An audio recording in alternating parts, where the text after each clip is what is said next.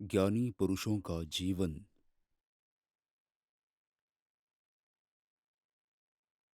एक दरिया जैसा होता है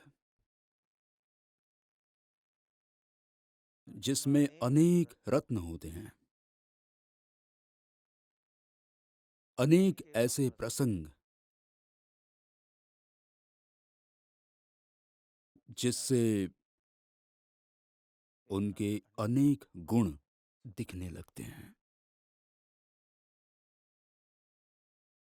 परम कृपालु देव के इस दिव्य जीवन के केवल एक प्रसंग की प्रस्तुति आज हुई है। देह विलय की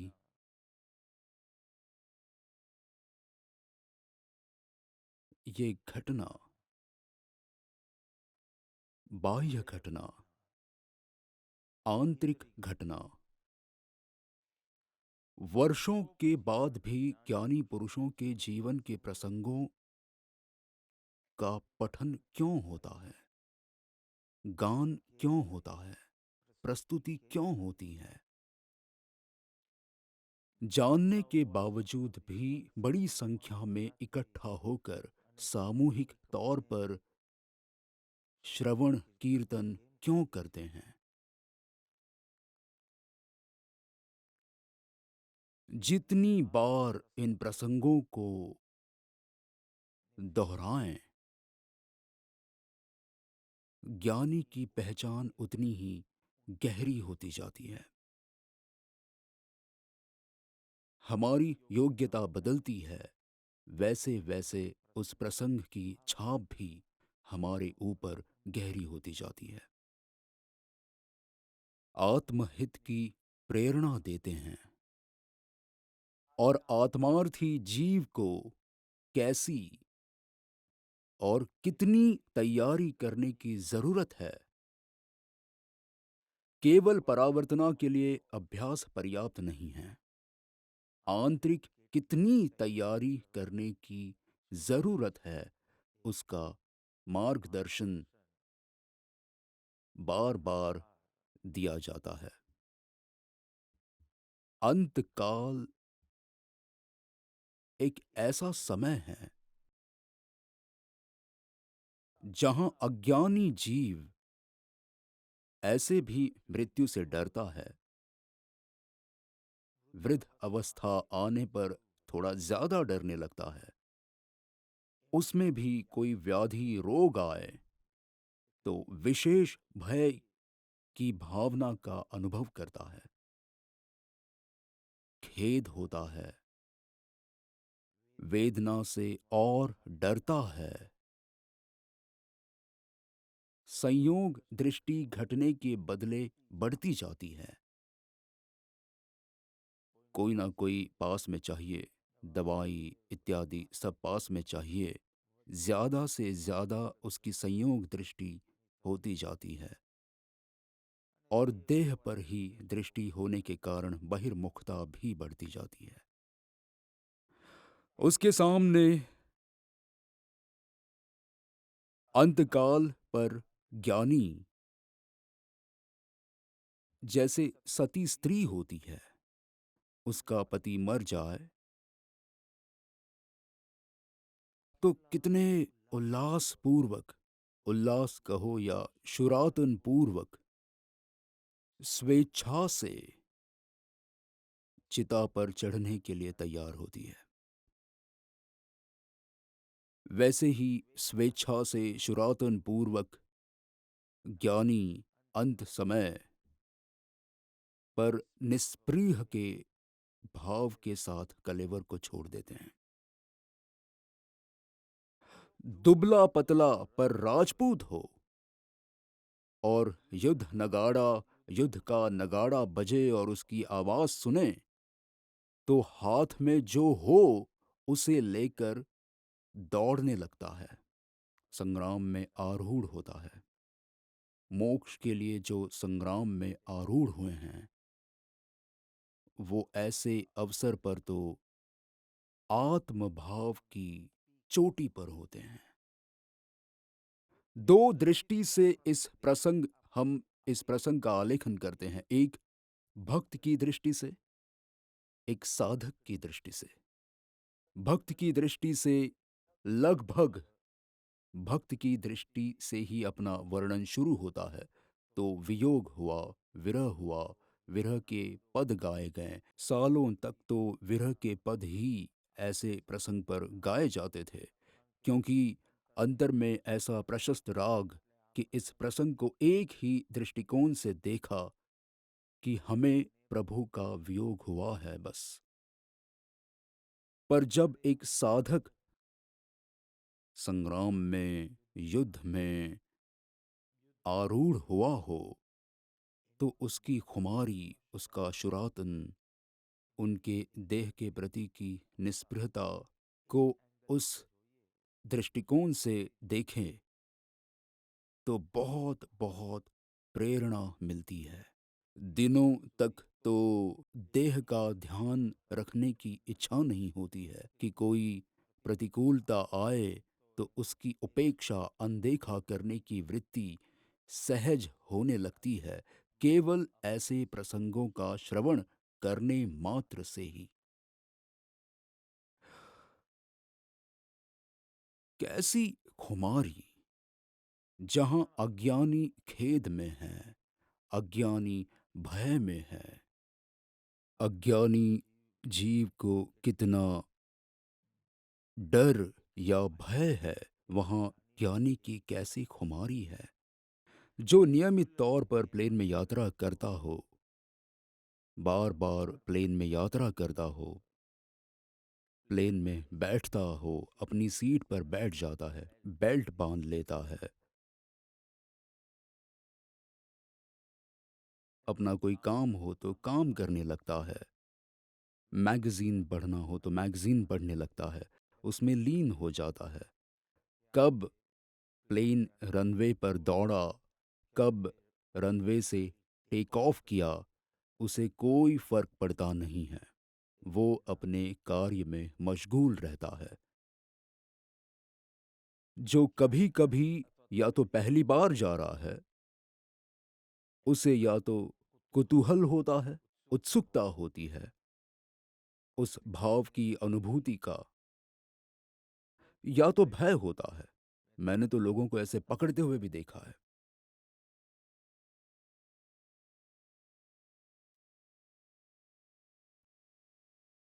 पर जो बार बार यात्रा करता है, वो तो अपने काम में मशगूल होता है। बाहर क्या परिवर्तन हुआ है ये जानने की उत्सुकता भी नहीं होती है। वो अपनी खुमारी में होता है, वो अपनी मस्ती में होता है, जिस प्रकार की उसकी मस्ती हो, वो मस्ती में होता है। ना ही उसकी मस्ती खंडित होती है, ना ही उसे भय लगता है। अपने ही भाव में टेक ऑफ करके हजारों फीट ऊपर चला जाता है, अपने ही भाव में। और बाहर तो कितना कुछ हो गया। बाहर में आपने पृथ्वी को छोड़ दिया, पृथ्वी पर से आप निकल गए, इतनी सारी घटना बाहर बने, बादलों से भी ऊपर चले गए, तो भी अंदर की जो मस्ती, जिस प्रकार की उसकी मस्ती है, वो मस्ती खंडित होती नहीं है। दो जीव की दशा देखें, एक अज्ञानी का अंतकाल, एक ज्ञानी का अंतकाल, तो हमें लगता नहीं कि सर्वजीव है सिद्ध सम। ऐसा लगता नहीं है। इतना फर्क, कितनी आकुलता, व्याकुलता, कितना सारा, कितना आर्त ध्यान, रौद्र ध्यान, संकल्प विकल्प, रुदन, और कहाँ खुमारी कि देखने वाले को भी ऐसा लगे कि ये दृश्य देखते ही रहे, देखते ही रहे। कपड़े बदलते हो, उसमें जैसे कोई विशेष आयास या प्रयत्न भी हमें करना नहीं पड़ता, एक कपड़े बदलकर दूसरे कपड़े धारण करते हैं। इतनी सरलता से इस जीवन का त्याग, इस देह का त्याग ज्ञानी कर सकते हैं। बिल्कुल उस समय शरीर में हो रही कोई भी वेदना में बहे बिना, एकदम मिडल ईस्ट के संत मंसूर, उनके संबंधित कुछ लोगों ने सुल्तान के कान फूंके और सुल्तान आवेश में आकर कहते हैं कि नगर के बीच में मंसूर को लटकाया जाए और जीते जी ही उसके हाथ पांव काट दिए जाएं। नगर के बीच में मंसूर को लाया जाता है। मुझे याद करवाना, मुझे पत्र लेना है। नगर के बीच में मंसूर को लाते हैं। मंसूर के चेहरे पर बिल्कुल भय, चिंता, व्याकुलता नहीं है। एक हाथ काट दिया जाता है। थोड़ी मुस्कान बढ़ती है। दूसरा हाथ काट दिया जाता है। थोड़ी मुस्कान और बढ़ती है। वहां आसपास लोग ये तमाशा देखते हैं पर इस रहस्य को समझ सकते नहीं हैं। ये मुस्कान का रहस्य समझ नहीं पाते हैं। कोई पूछता है क्योंकि अभी वे जीवित हैं और वे इतना ही कहते हैं कि ये देह रूपी घर तो मैंने कब का छोड़ दिया है। अब ये घर के खिड़की दरवाजे तोड़ दिए जाए तो उसमें मुझे क्या।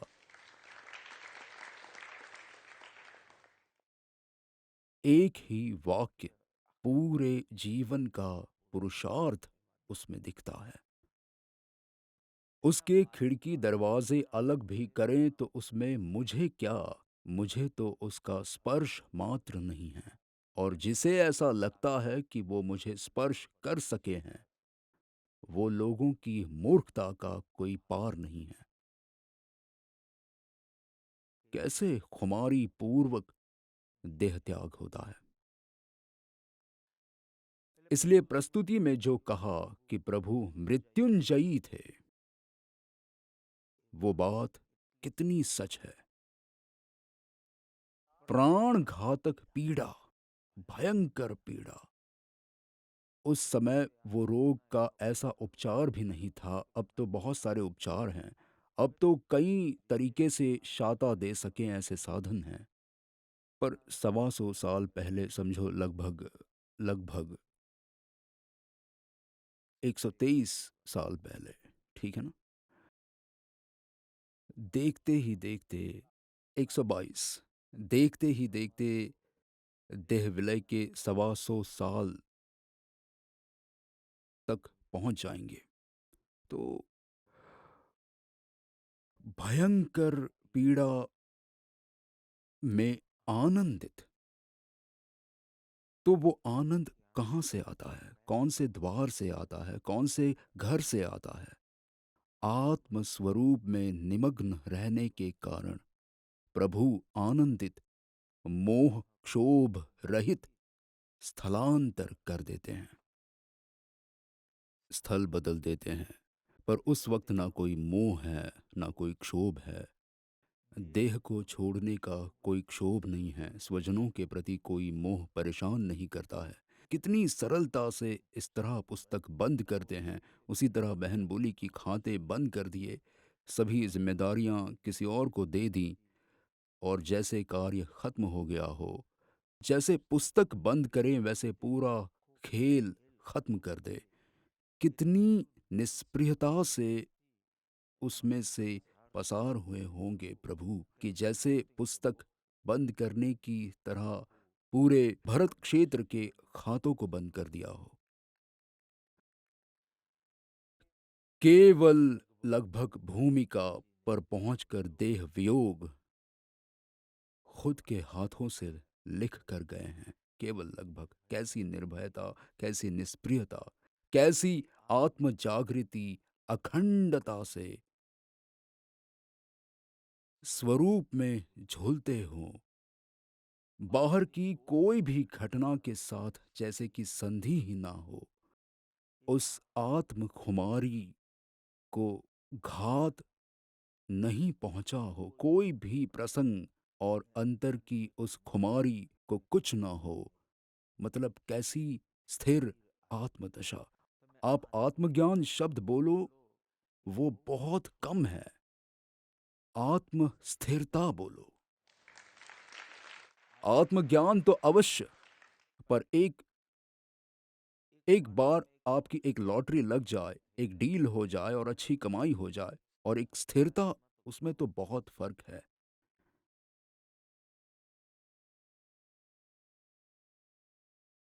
एक व्यक्ति ने मुझसे पूछा कि श्रीमद् किस गति में गए हैं? कोई कहता है कि स्वर्ग में गए हैं, ऊंचे वैमानिक देवगति को प्राप्त किया है, कोई कहता है महाविदेह क्षेत्र में। कौन सी गति में? पहले मैंने कहा जो आत्मस्थ होते हैं उनकी कोई गति नहीं होती है, जो आत्मा में स्थिर होते हैं उनकी गति नहीं होती है। पर यह जवाब उन्हें नहीं पसंद आया। तो जाहिर सी बात है कि पारिभाषिक रूप से देखें तो स्वर्ग ही आएगा, क्योंकि सम्यक दृष्टि जीव देह त्याग करके देव गति को पाते हैं और जितनी विशेष स्थिरता उतना ऊंचा देवलोक प्राप्त होता है। पारिभाषिक रूप से सामान्य सिद्धांत देखें तो ऐसा ही होता है, पर सिद्धांत के इतने ज्यादा अपवाद होते हैं, कितनों का तो शास्त्र में आलेखन हुआ है, कितने तो लिखे भी नहीं गए हैं।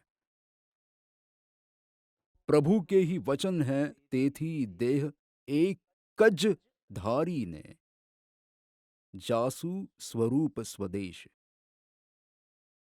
पर अभी ये मेरा विषय नहीं है, और कुछ साबित करना हो तो मैं साबित कर सकता हूँ। पर जो भी हो, सामान्य शास्त्र ज्ञान से जो भी मान्यता हो, विशेष ज्ञान से जो भी मान्यता हो, मैंने तो इतना कहा कि 1957 के पहले भी वो आत्मा, पहले भी बाद में भी स्वद्रव्य, स्वक्षेत्र, स्वकाल और स्वभाव का ही वेदन कर रही थी। कभी भी परद्रव्य, परक्षेत्र, परकाल और परभाव का वेदन किया ही नहीं है। इसलिए जब राजचंद्र रूपी देह में विराजमान थी वो आत्मा, तब भी राजचंद्र का वेदन किया नहीं है। और भरत क्षेत्र में थे तो ना भरत क्षेत्र का वेदन, पर क्षेत्र का वेदन ज्ञानी को होता ही नहीं है, स्वक्षेत्र का ही वेदन होता है। इसलिए कभी आप मुझे ऐसा कहो कि नर्क में है, तो मेरे रोंगटों में भी कुछ नहीं होगा। मुझे कोई ऐसा कहे कि नर्क में है, तो भी मुझे मुझे मेरी पहचान, मेरा विश्वास, मेरी प्रतीति कहती है कि वहां भी आत्मा का ही वेदन। प्रभु ने कहा ये आत्मा शाश्वत है, मतलब है, और पक्का ही भाई की समाधि मृत्यु है, मतलब आत्मभाव में ही है। आत्मभाव में होने के बावजूद मुझ पर बहुत करुणा है। स्वर्ग में हो, नर्क में हो या महाविदेह क्षेत्र में हो, मेरा ध्यान रखते हैं।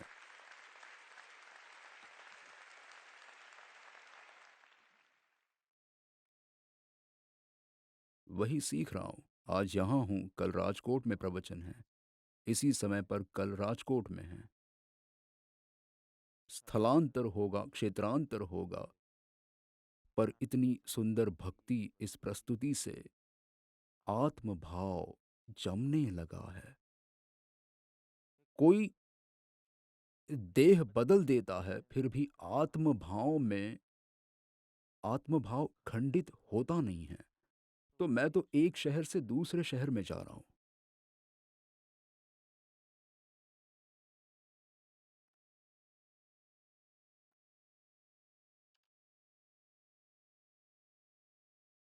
पत्रांग 702, रालज श्रावणवदी 14, रवि 1952। विचारवान पुरुष तो कैवल्य दशा होने तक मृत्यु को नित्य समीप ही समझकर प्रवृत्ति करते हैं। शीर्षक में ये वचन है। भाई श्री अनूपचंद मलुकचंद के प्रति श्री भृगुकच्छ। भृगुकच्छ मतलब भरूच।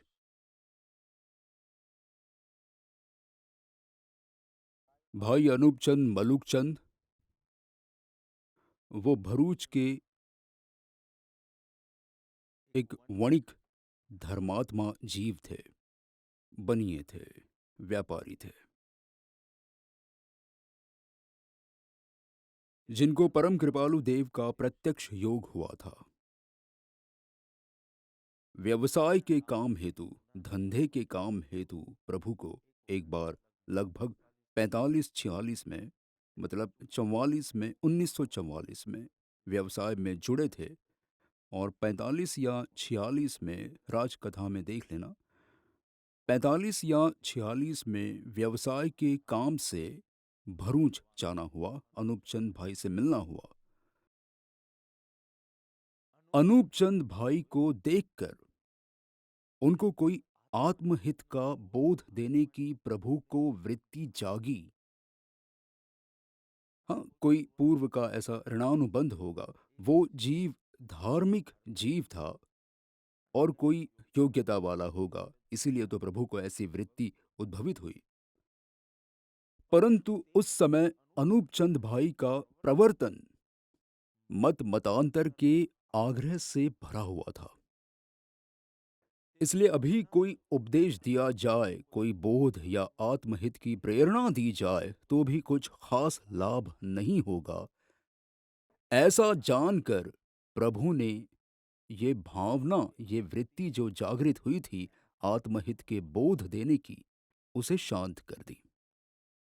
दिया नहीं, क्योंकि ऐसा मत मतांतर का आग्रह था कि अभी कुछ भी करने से, कहने से, प्रभु की उम्र तब देखो 22-23 साल की उम्र, और मत मतांतर का कैसा आग्रह होगा, भृगु कच्छ मतलब भरूच। इसलिए प्रभु ने उस वृत्ति को शांत कर दिया। इस बात को सालों बीत गए।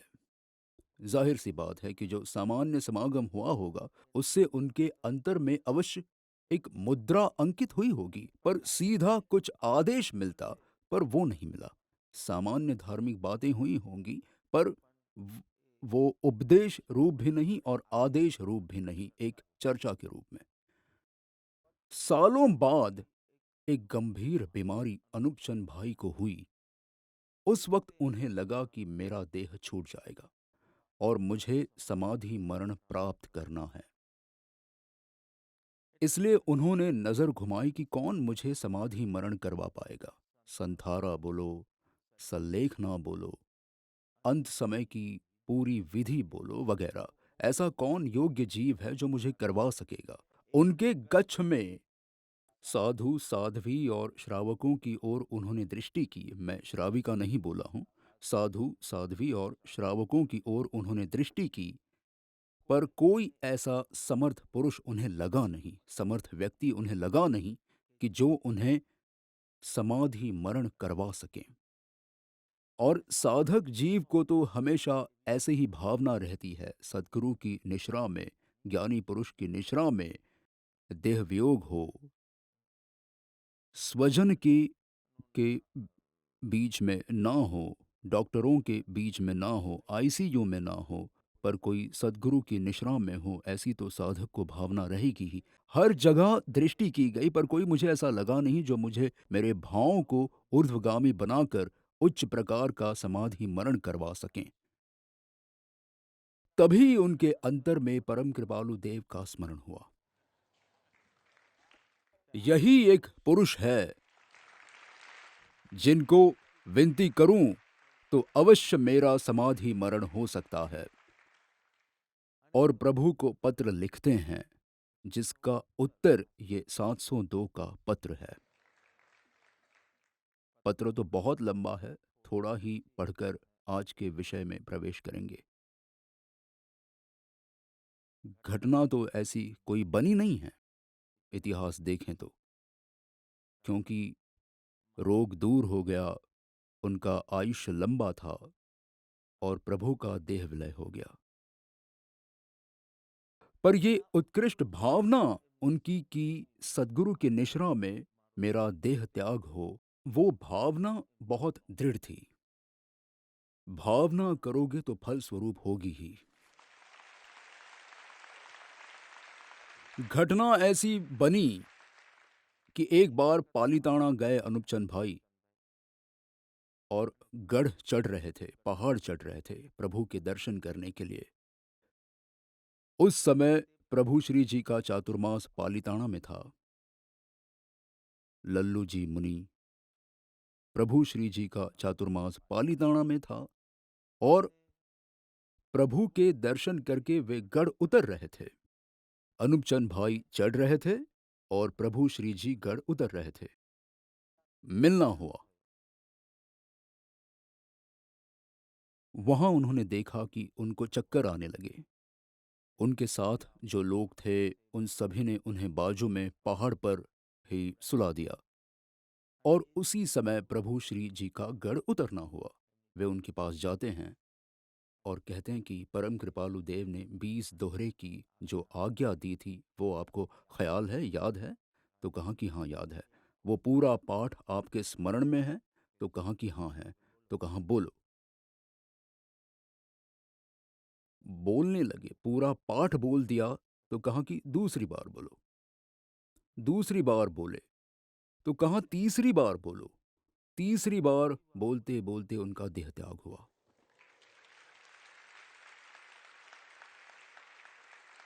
ज्ञानी कल्पवृक्ष है, ज्ञानी के पास समाधि मरण की जो उत्कृष्ट भावना की थी, कोई ना कोई स्वरूप में हुई। भाई श्री अनूपचंद मलुकचंद के प्रति श्री भृगुकच्छ। प्रायः किए हुए कर्मों की रहस्यभूत मति मृत्यु के समय रहती है। एक तो क्वचित मुश्किल से परिचित परमार्थ भाव और दूसरा नित्य परिचित निज कल्पना आदि भाव से रूढ़ी धर्म के ग्रहण करने का भाव। ऐसे दो प्रकार के भाव हो सकते हैं। सद्विचार से यथार्थ आत्मदृष्टि या वास्तविक उदासीनता तो सर्वजीव समूह को देखते हुए किसी विरल जीव को क्वचित ही होती है। और दूसरा भाव अनादि से परिचित है, वही प्रायः सब जीवों में देखने में आता है और देहांत होने के प्रसंग पर भी उसका प्राबल्य देखने में आता है। ऐसा जानकर मृत्यु के समीप आने पर तथारूप परिणति करने का विचार विचारवान पुरुष छोड़कर पहले से ही उस प्रकार से रहता है। आप स्वयं बाह्य क्रिया के विधि निषेध के आग्रह को विसर्जनवत करके अथवा उसमें अंतर परिणाम से उदासीन होकर देह और तत्सम संबंधी संबंध का वारंवार का विक्षेप छोड़कर यथार्थ आत्मभाव का विचार करना ध्यानगत करे तो वही सार्थक है।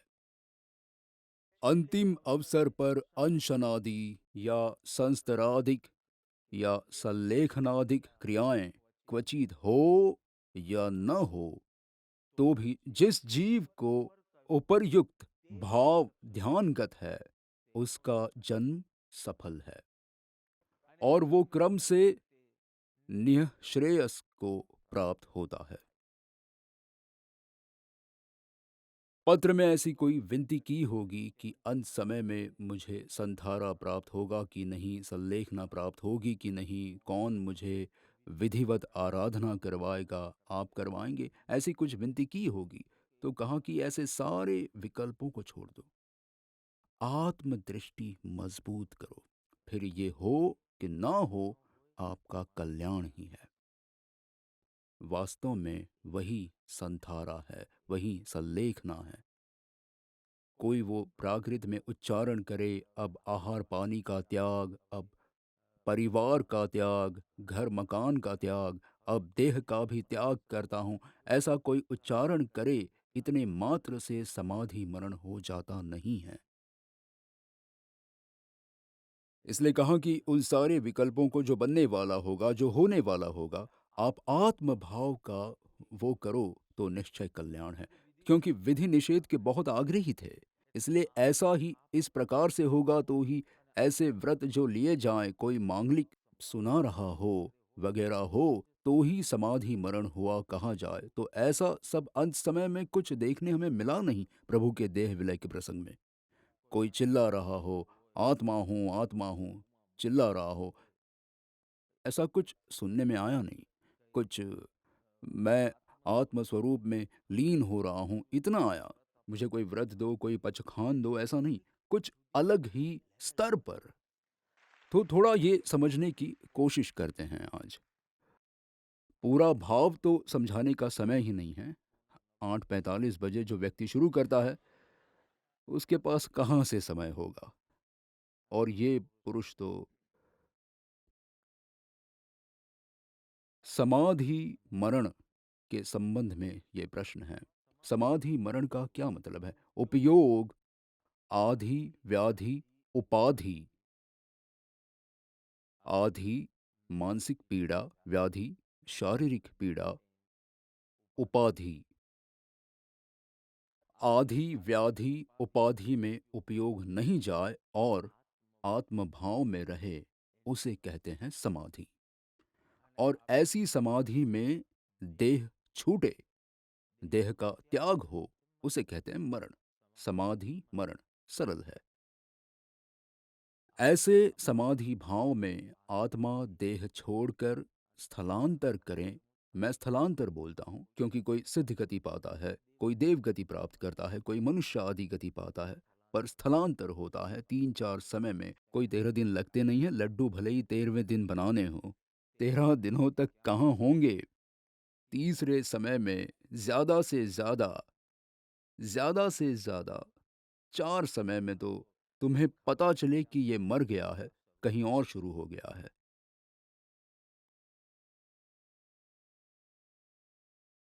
पारिभाषिक विवरण में मैं जा नहीं रहा हूं। सरल 2 तरह के देह त्याग की ही बात मुझे करनी है, केवल जानकारी के लिए। श्रद्धा और चारित्र की अपेक्षा से 5 प्रकार के मरण बताए हैं। बाल मरण, बाल बाल मरण, बाल मरण, बाल पंडित मरण, पंडित मरण, पंडित पंडित मरण। ऐसा सामान्य तौर पर चारित्र की तरतम्यता के अनुसार बताया है।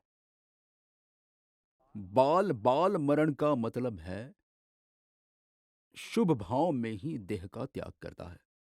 कोई जोर जोर से मंत्र बोलता है, या कोई भजन बोला जा रहा है, या ज्ञानी के वचनों को सुना रहा है कि विधिवत आहार पानी आदि का त्याग करके विरति में आ जाओ, ऐसा करके ऐसा करते हैं। इन सब को शुभ मरण कहते हैं, समाधि मरण नहीं कहते। व्यवहार में समाधि मरण ही कहते हैं सभी। कैसेट ही लगा देते हैं, कोई गाता भी नहीं है, सीडी ही होती है। और सीडी चले, उस मरण को क्या कहते हैं? समाधि मरण ही कहते हैं। और स्वजन बोले तो वो बहुत स्वाभाविक है, वो खुद को ही आश्वासन देता है। उसे ही पता है कि 2 मिनट पहले कितनी व्याकुलता थी और कितनी व्यग्रता थी, वो भी उसे पता होता है। और फिर भी सीढ़ी चल रही थी ना। मंत्र सुनते सुनते देह छोड़ा, समाधि मरण प्राप्त किया। ज्ञानी कहते हैं उसे शुभ मरण कहा जाता है। शुभ भाव होते हैं तभी, बिल्कुल शुभ वातावरण के साथ तो संबंध ही नहीं है, शुभ भाव भी हो तो शुभ मरण कहते हैं, और उसकी अच्छी गति होगी। इसे कहते हैं बाल बाल मरण। अत्यंत संक्षेप में अगला है बाल मरण। मतलब जिसकी मिथ्या दृष्टि गई है, सम्यक दृष्टि पाई है, आत्म साक्षात्कार हुआ है, और वो अविरति सम्यक दृष्टि जीव देह त्याग करता है, तो उसे बाल मरण कहा है। कुमरण में तो नहीं है ना, बाल मरण तो है ना। बाल मरण कहाँ है? और अगर उसका समकित नष्ट ना हो तो 3 भव 7 भव, उत्कृष्ट में उत्कृष्ट 15 भव में मोक्ष में जाते ही हैं, लेकिन तब तक कुछ शुभ गतियां करते हैं। अगला है बाल पंडित मरण, मतलब सम्यक दर्शन पूर्वक कुछ शुद्धता हुई है, कषाय के अभाव में, दो कषाय के अभाव में, दो चौकड़ी के अभाव में, मतलब अनंतानुबंधी और अप्रत्याख्यानी कषाय अ, शांत हुए हैं, जिससे जो विशुद्धि उत्पन्न हुई है, और वो जब देह त्याग करता है तब कहते हैं बाल पंडित मरण, वे अवश्य उच्च देवलोक में जाते हैं। अगला पंडित मरण, जिसमें 3 चौकड़ी नष्ट हुई है। आत्मज्ञानी मुनि जब देह त्याग करते हैं तब उच्च वैमानिक में जा सकते हैं, नौ ग्रेवियक में जा सकते हैं, अनुत्तर विमान में जा सकते हैं। सर्व क्षेत्र काल की अपेक्षा से बात है, वर्तमान की बात नहीं है, और इस तरह होता है।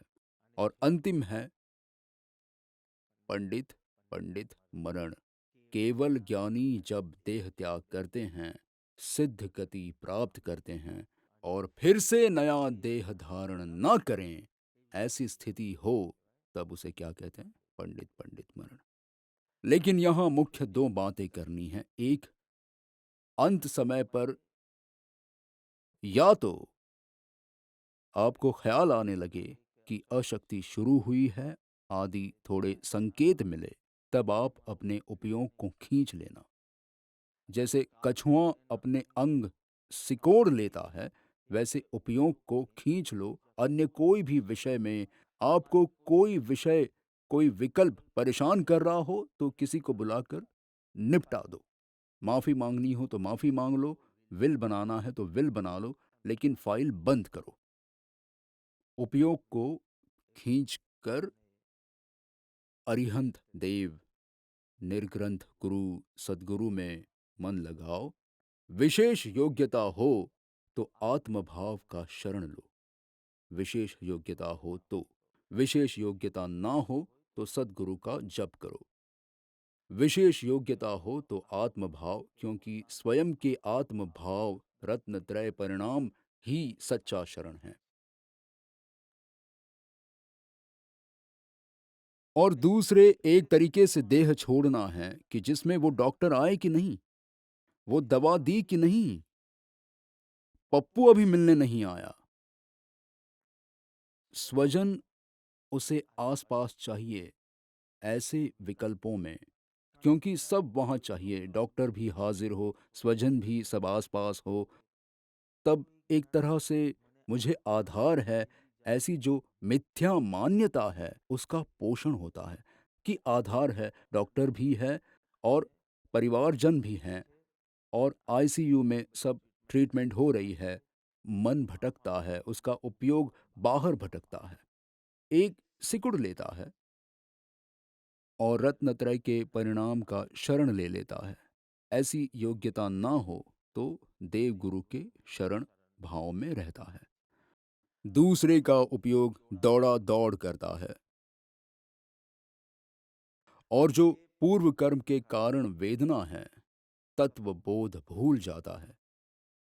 इंद्र, चंद्र, नागेंद्र कोई शरण रूप नहीं है। डॉक्टर और परिवारजन तो एकदम पंखुड़ी जैसे हैं, कुछ भी काम के नहीं है। इंद्र, वैमानिक के इंद्र, ज्योतिषी के चंद्र, और भवनपति के नागेंद्र और नरेंद्र भी, ये कोई समर्थ नहीं है। मात्र देवगुरु और परमार्थ दृष्टि से तो आपके आत्म परिणाम ही शरण रूप हैं।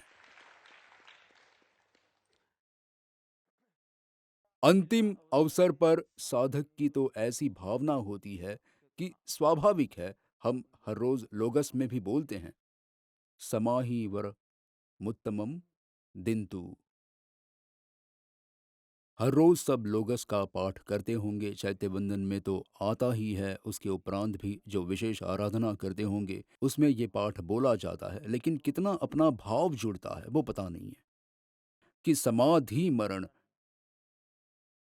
उत्तम प्रकार का समाधि भाव, इस भावना के साथ आज के दिन की आपकी भावना जुड़ती है कि वो मरण समाधि पूर्वक हो, उसके लिए जीवन समाधिमय होना चाहिए। तो वो समाधि और समाधि में ही टेक ऑफ हो जाए, उसे लोग समाधि मरण कहते हैं। उस वक्त समाधि करने जाए, ये तो आग लगे तब कुआं खोदने जाए उसके जैसा हुआ। हमें कुआं खोद कर रखना चाहिए, आग लगे तब हम उपयोग करेंगे।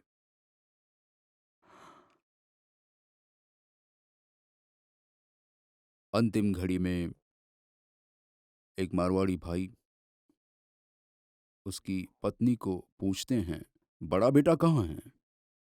तो कहाँ, आपके पीछे ही है, आपके सर के पास ही खड़ा है। मझला कहाँ है? तो कहाँ, यहाँ बगल में खड़ा है। छोटा कहाँ है? तो कहाँ है, पैर दबा रहा है। तो पूछा, तो दुकान पर कौन है? सब जो यहाँ हैं। अब ऐसे परिणाम में देह छूटता है।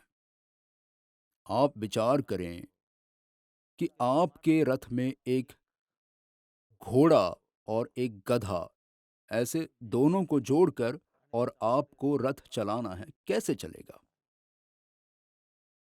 आपको परिवारजन भी पास में चाहिए और समता भाव में भी रहना है। ये आपके रथ को घोड़ा और गधा को साथ में जोड़कर चलाने की एक तरह से भावना आपने की है।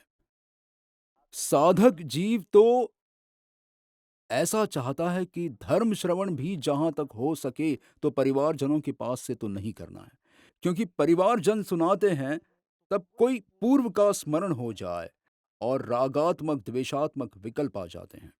मेरी पत्नी देखो कितनी अच्छा गाती है, कितनी अच्छी मेरी सेवा चाकरी करती है, ऐसा विकल्प भी आ सकता है। पूरा दिन पास में ही बैठी हुई है, ऐसे भाव में वो भक्ति करता छूटे मारा प्राण भूल जाए। इतना तो देना स्वामी जब प्राण तन से निकले, ये पद पत्नी गा रही है। लेकिन उसके साथ हुआ कोई प्रसंग याद आ जाए, उस पप्पू को देखकर होता है, अब मेरे बाद इसका कौन आदि। इसलिए परिवार जन धर्म श्रवण कराएं तब भी समता के अवसर कम हो जाते हैं, वैराग्य खतरे में आ जाता है। उसे सद्गुरु की निश्रा ही चाहिए। आप विचार करें कि ये एक ही प्रसंग आधे घंटे का अभी भी मेरे बोलने पर से असर गया नहीं है, सही है ना? अभी भी पत्र की गहराई में मैं जा नहीं पा रहा हूं। तो आत्मार्पित रुचि बहन का जब 1 महीना मिला था मुझे, 1 महीना, 1 महीने पहले से, और ऐसे कितने सारे ज्ञानी पुरुषों के अंत समय के चरित्र पढ़ाता था, फिर मंत्र जाप करता था, फिर मुझे जो बोलना है वो बोलता था। हर रोज 1-1 घंटा होता था, रात को 8 से 9 या सुबह 11 से 12, जिस प्रकार से शरीर की अनुकूलता उनकी हो उस प्रकार से। तो इतने सारे चरित्र आए, तो आपका भाव उनके सन्मुख होते जाता है। इसलिए एक तरफ ये है, साधक की भावना है कि सद्गुरु की निश्रा में ही मेरा देह छूटे, हॉस्पिटल में नहीं। क्योंकि वहां देह तो जब छूटने वाला है उसी समय छूटेगा ही। कुछ विशेष आप इस हॉस्पिटल की बजाय उस हॉस्पिटल में करोगे तो आपके कर्म में फेरफार नहीं होने वाला है, वो जो भी है निश्चित है। परंतु यहां आत्मभाव रहने की संभावना बढ़ती है। कौन से स्थान पर आप जाओगे वो निर्णय करेगा कि आप कहां देह छोड़ोगे। इसलिए उसे तो कभी पूर्व कर्मों के कारण वेदना आए तो जो जीवन भर जो तत्वज्ञान सुना है वो ज्ञान हाजिर होता है।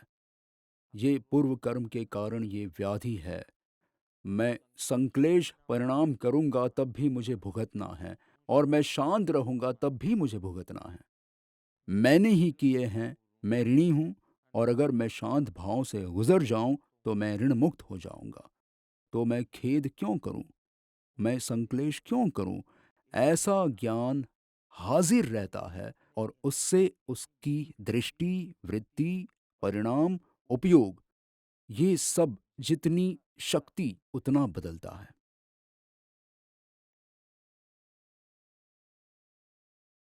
तुरंत ही देह के ऊपर से, उदय के ऊपर से, दृष्टि उसकी एक तत्व विचार से, कर्म का जो उदय आया है उसके ऊपर से दृष्टि हटती है, देह के ऊपर से दृष्टि हटती है और आत्मा की ओर जाती है।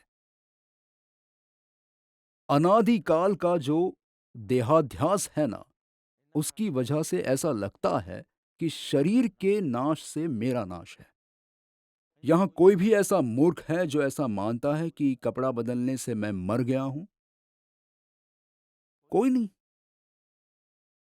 ऐसा कोई मूर्ख है जिसे ऐसा लगता है कि ये देह खत्म हो जाने से मेरा सब खत्म हो जाएगा? ऐसा कोई है?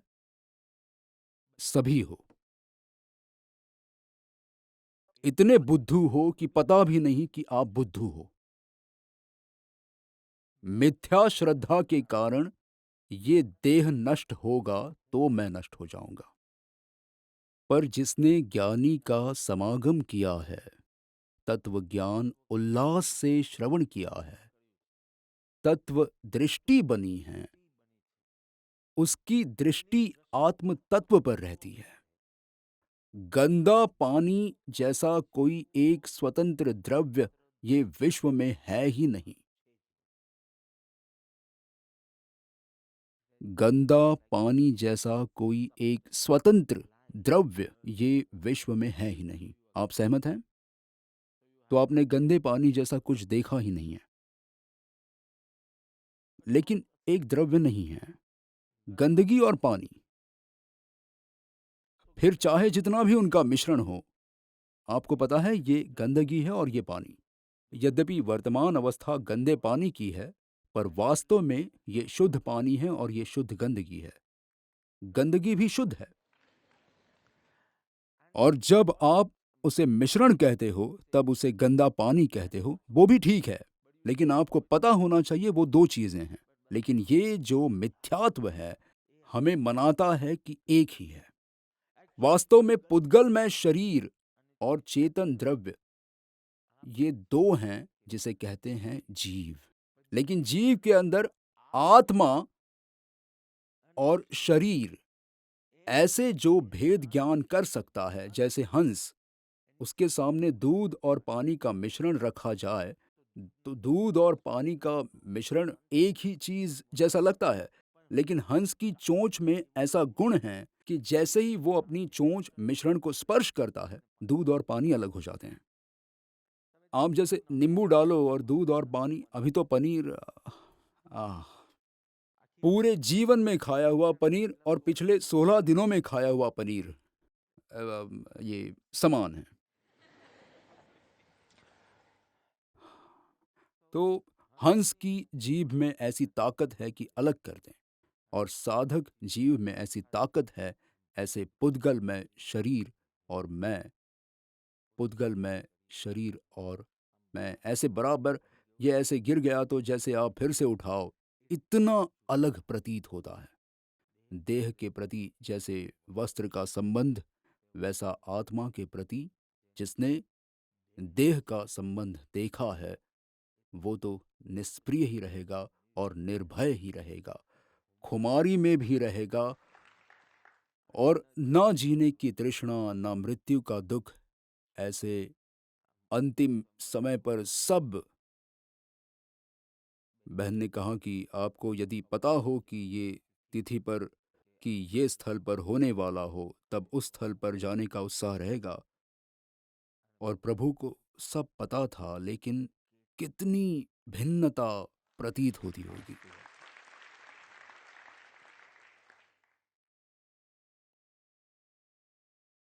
प्रसन्नता से गुजर जाता है।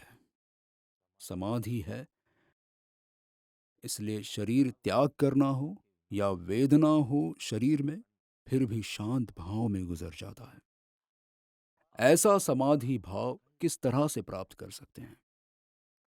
शांति, आनंद, ये सब धर्म के पर्याय हैं, परिणाम हैं। धर्म यानी कि त्रिकाली शुद्ध निज तत्व के ऊपर दृष्टि जाना, वो ये आपका धर्म। और धर्म का परिणाम है शांति, समाधि, प्रसन्नता, आनंद वगैरह। सम्यक दर्शन, सम्यक ज्ञान, सम्यक चारित्र्य, ये सब धर्म के पर्याय हैं, धर्म के परिणाम हैं। लेकिन धर्म क्या है? त्रिकाली शुद्ध निज तत्व के ऊपर दृष्टि करना। बार बार आप तत्व बोध प्राप्त करो और धीरे धीरे उदय देह परिणाम से भिन्न त्रिकाली शुद्ध निज तत्व, जो त्रिकाली हो और शुद्ध हो, इतना ध्यान रखना। इसलिए आप क्रोध ऊपर भी अटक नहीं पाओगे, क्योंकि वो त्रिकाली नहीं है। त्रिकाली शुद्ध निज तत्व ऊपर जितनी आपकी दृष्टि घूमते फिरते, खाते पीते, सिर्फ आंख बंद करके वो नाटक करते हो, तब नहीं, निरंतर ऐसा त्रिकाली तत्व एक अंदर के बिंदु के ऊपर आपकी दृष्टि जाती रहे, तो आपके नजरिए में बहुत फर्क पड़ेगा। कौन से नजरिए में? कि शुभाशुभ कर्म के फल प्रति आपके नजरिए में बहुत फर्क आप अनुभव करोगे। मैं समझाता हूं। मक्खी मक्खी चौरेंद्रिय है। क्या क्या नहीं है उसके पास? मन नहीं है, कान नहीं है। देखो, दो मुख्य चीज नहीं है, मन नहीं है और कान नहीं है। सिर्फ कान निर्बल है, तब कैसे हो आप?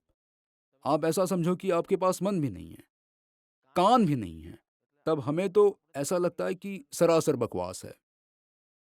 ऐसा चौरेंद्रिय मक्खी शक्कर पर बैठती है तो बैठी रहती है, फिटकरी के ऊपर बैठती है तो ज्यादा समय बैठती नहीं है। अब जिसके पास मन भी नहीं है, विश्लेषण करने के लिए कोई यंत्र ही नहीं है, उसे भी पता चलता है कि इस फिटकारी में कुछ भी नहीं है और इस शक्कर में मिठास है। आपको समझ आता है कि नहीं कि ये पंच इंद्रिय के विषय जो पूर्व के शुभ कर्म का फल है, वो फिटकरी है, और निज आत्मा मिठास का पिंड है, शुद्धता का पिंड है, आनंद का कंद है। चौरेंद्रिय मक्खी को ख्याल आता है, संगी पंचेंद्रिय बनकर कहाँ ज्यादा चिटकना है और कहाँ से जल्द खिसक जाना है, उसका भान नहीं है। कैसा अज्ञान! पंचेंद्रिय और संगीपना मिला, फिर भी एक सद्गुरु का समागम ना मिले, और उस समागम से विवेक अगर प्रकट ना हुआ हो, नहीं भान भगवान, तो उसे भान नहीं है। इंद्रिय विषय तो पूर्व के पुण्य का फल है, लेकिन साधक को वो फिटकारी जैसा फीका लगता है। और इसका अनुभव तो आपको होगा ही। तबीयत अच्छी ना हो तब पिज्ज़ा कैसे लगते हैं? गरम गरम देते हैं। वो कहाँ से पनीर मंगाते हो तुम? पनीर रोल राहुल का, राहुल का तुम टेस्टी वो मंगवाओ, पर आपकी तबीयत अच्छी नहीं है, आपको आर्थिक भयंकर नुकसान हुआ हो या स्वजन को खो दिया हो, तो आपको उस वक्त वो फीका लगता है कि नहीं? जो थोड़े दिन पहले आपको रसमय लगता था, वो आपको फीका लगता है कि नहीं? मेरा वो बच्चा है आर्यवीर, उसे भी पता चल जाता है कि कहीं भी बाल आता है, कोई भोजन में या कहीं, आकर पूरे घर को दिखाता है, बाल बाल बाल, फिर छूता नहीं उस चीज को। उसको कुछ कहा भी नहीं, अभी स्वच्छता सफाई के बारे में इतना कुछ विस्तार में समझाया नहीं है। उसके लिए तो शायद वो खाने की कोई चीज ही हो, लेकिन कहीं उसने देखा होगा, हम में से ही किसी को बाल निकालते हुए, तो उसे कहाँ से भी हमें नहीं दिखता है पर उसे दिख जाता है और निकालता है और फिर उसे उसमें दिलचस्पी रहती नहीं। मैंने कहा ऐसा अगर चलता रहे तो निश्चित उसका कल्याण है, ऐसा चलता रहे तो। नहीं, शुभ कर्म का फल उसे फीका लगने लगता है। अशुभ कर्म का फल गज सुकुमार को जैसा ही आया, कर्ता भोक्ता बुद्धि कैसी थी गज सुकुमार की। ये ससुर मेरे दुख का करता है और मैं बेचारा भोगता हूँ।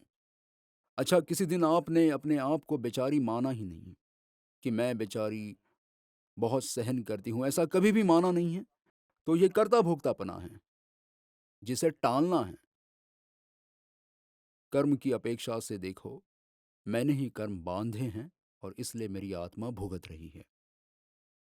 लेकिन ये भी बहुत निचले स्तर की विचारणा है। बाकी तो मेरी देह दृष्टि है, इसलिए मुझे ये दुखदाई लगता है, अन्यथा सिर्फ मेरे ज्ञान का ज्ञेय है।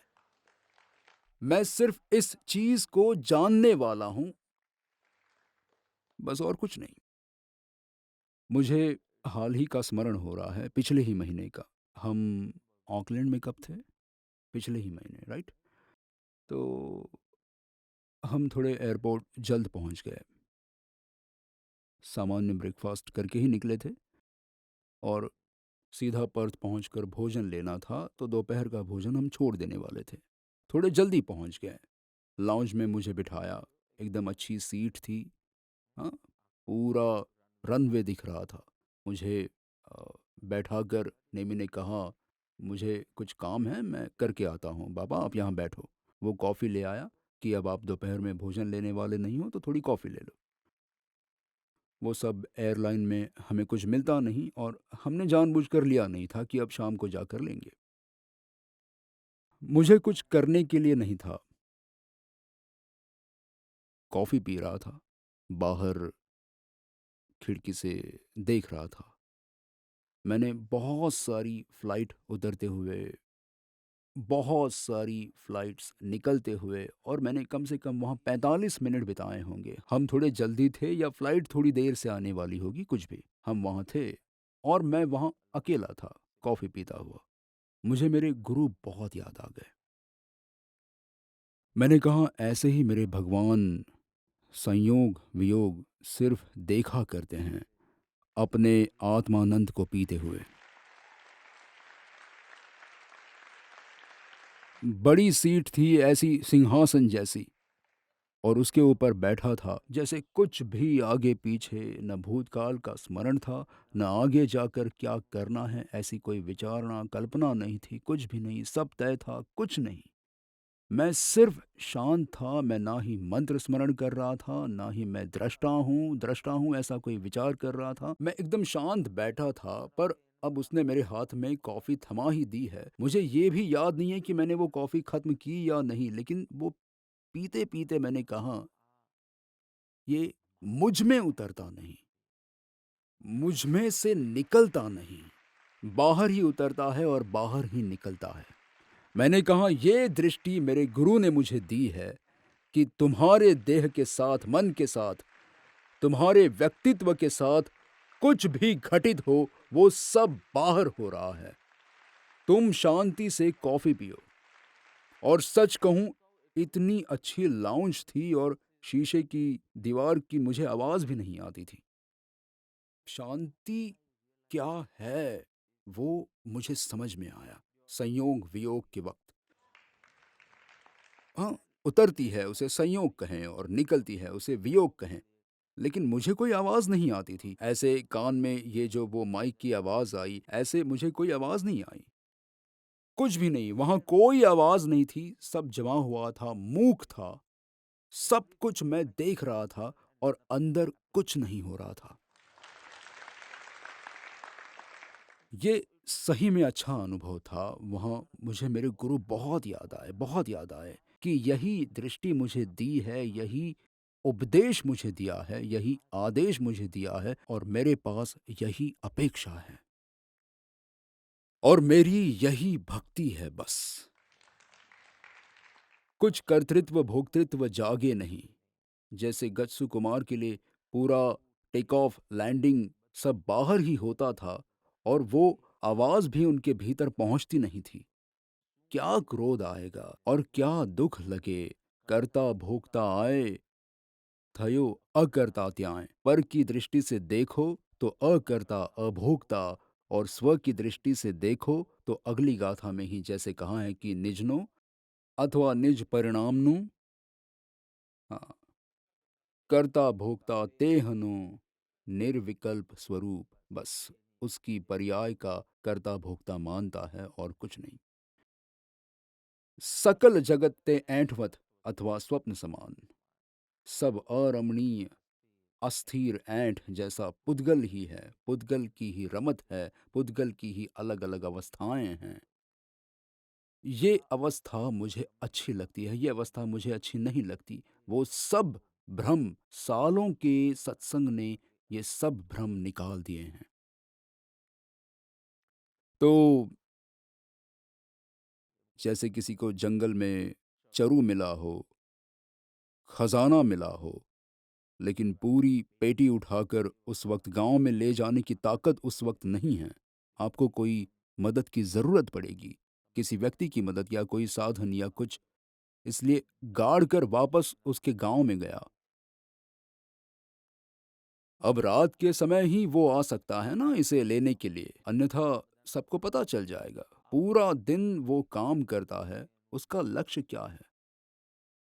कब मैं जाऊं, बस उसी तरह साधक को, कब मैं अपने स्वभाव में लीन हूं, कब मैं अपने स्वभाव में एकाग्र बनूं, कब मैं अपने स्वभाव में निर्विकल्पता से स्थिर बनूं, ये एक ही लक्ष्य रहता है, एक ही प्रयोजन, वितरागता, ये एक ही प्रयोजन है।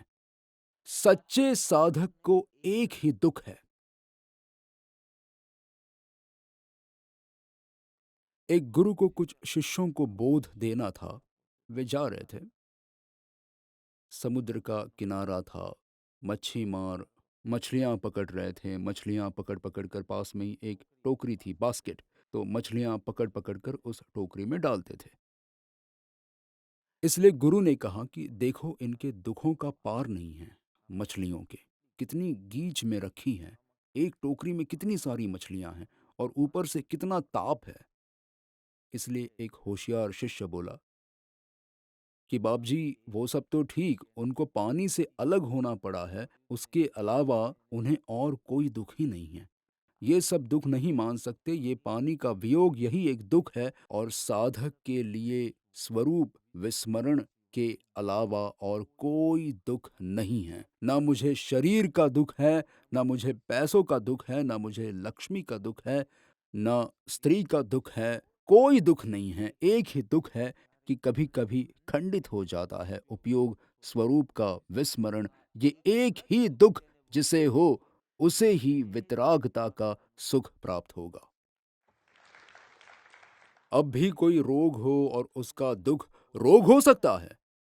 दुख आपको होना चाहिए किस स्वरूप का विस्मरण हुआ, किस स्वरूप का स्मरण हुआ, कि स्वरूप का स्मरण प्रगाढ़ हुआ। इस प्रसंग में प्रगाढ़ हुआ तो आप बोलना कि शुभ उदय है। फिर जो भी बाहर घटना बनी हो, विस्मरण हुआ तो भयंकर। फिर भले बाहर में सब अनुकूलता हो, कोई प्रतिकूलता का दुख उसे दुख लगता नहीं, सिर्फ स्वरूप विस्मरण वही एकमात्र दुख लगता है। फिटकरी जैसे फीके लगते हैं ज्ञानी को पंच इंद्रिय का विषय अथवा शुभ कर्म का फल इतने फीके लगते हैं, तो फिर ऐसी प्रवृत्ति क्यों करते होंगे? व्यवसाय में देखे हैं, शिष्यों की निजी समस्याओं में दिलचस्पी लेते हुए देखा है या चर्चा करते हुए देखा है, ये सब देखा है। व्यवसाय देखा है,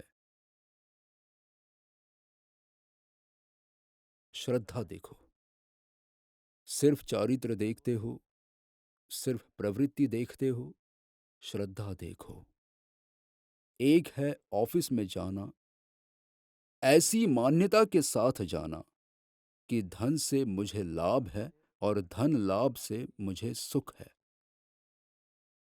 इस भाव के साथ ऑफिस में जाना और जो भी 8-10 घंटे आपको प्रवृत्ति करनी है, एक एक है कि धन में लाभ नहीं है, धन से सुख नहीं है, लेकिन मेरी जो भूमिका है, उसमें ये मेरा फ़र्ज़ है, ज़िम्मेदारी है और मुझे करना पड़ता है। इन दोनों में बहुत फ़र्क है। वैसे कोई फ़र्क नहीं है, 9 घंटे दोनों ऑफिस में ही हैं और काम ही कर रहे हैं और फिर भी श्रद्धा अपेक्षा से एक ऑफिस गया ही नहीं है और दूसरा ऑफिस से वापस आया ही नहीं है। एक गया ही नहीं है और एक आया ही नहीं है। बहुत फ़र्क है एक अज्ञानपूर्वक कोई प्रवृत्ति करनी और एक अस्थिरतावश कोई प्रवृत्ति करनी। उदय के अनुसार करनी और एक ऐसी ही श्रद्धा, ऐसे ही अभिप्राय के साथ करनी, बहुत फ़र्क है। बाह्य प्रवृत्ति में ज्ञानी जुड़ते नहीं हैं, बोलते हैं, फिर भी वाणी या विकल्प की रुचि नहीं है, रुचि निर्विकल्पता की है। खाते हैं तब भी भोजन के निकट नहीं है, आत्म भाव के निकट है। और नियम ये है कि जहां रुचि वहां एकाग्रता, जहां रुचि वहां लीनता। ऐसा ना होता तो अच्छा होता, लेकिन ऐसा है। इसलिए अज्ञानी सत्साधन करें या सेवा भी करें तो भी उसकी रुचि पर में है, इसलिए एकाग्रता पर में है। इसलिए आप कहते हैं कि मैकेनिकल क्रम हो जाता है। तो मत सोचना, मतलब आपको मुझसे पूछने की जरूरत नहीं है, इसका मतलब सिर्फ यह है कि रुचि नहीं है, क्योंकि जहां रुचि वहां लीनता। जहां रुचि वहां लीनता, और जहां रुचि हो वहां अपने आप आपको रुचि अनुयायी वीर्य के सिद्धांत अनुसार लीनता दिखाई देगी। आपको लीनता ना होती तो रुचि को बढ़ाइए, रुचि ना होती हो तो समझ। देखिए, हम सबकी तकलीफ ये है कि ज्ञान की कमी नहीं है। जो यहाँ ज्ञान के लिए आया है वो मूर्ख है। आपके पास बहुत ज्ञान है, आप यहाँ से प्रेरणा लेकर उसे अमल में लाने के लिए आए हैं। बहुत सरल है। अब इतने वर्षों के सत्संग के बाद आप यहाँ पर ये सारे दृष्टांत सुनने नहीं आए हो कि आत्मा का जरा स्वरूप तो समझ लेते हैं, इसके लिए नहीं आए हैं। सब कुछ पता है, परंतु फिर भी पूर्व संस्कार वश, प्रवृत्ति में संस्कार वश हो जाते हैं और जागृति चूक जाते हैं। तो आप यहाँ प्रेरणा लेने के लिए आए हैं, ना कि कुछ नया सीखने के लिए। तो उसके लिए मत आओ। मतलब मैं कौन सा पत्र लूंगा उसकी आप उत्सुकता ही मत रखना, क्योंकि आपको मुझे आंकना नहीं है या पत्र को आंकना नहीं है कि ये पत्र कितना अच्छा है। कि देखते हैं, चलो राकेश भाई कैसा बोलते हैं, कभी सुना नहीं है, चलो एक बार उत्सुकतावश, सब बहुत कहते हैं तो चलो देख आते हैं, एक बार हो आते हैं। आपके 2 घंटे मुझे आंकने में मत गवाएं। आप कोई परिवर्तन का अनुभव नहीं करेंगे। आप अपने 2 घंटे व्यर्थ गंवा रहे हैं। राकेश भाई अच्छे निकले तो भी 2 घंटे बर्बाद हुए। आपको अपने लिए कुछ नहीं मिला। गलत निकले तो भी बर्बाद हुए। सिर्फ खुद पर ही लक्ष्य केंद्रित करें और अपने परिवर्तन पर।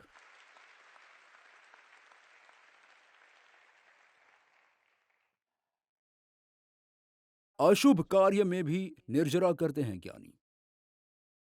चलो ध्यान समाधि करें और निर्जरा हो तो हमें कबूल है, परंतु अशुभ भरत बाहुबली स्थल, युद्ध का मैदान, क्रिया, तो कहाँ हाथी पर बैठे हैं और एक दूसरे पर तीर चला रहे हैं।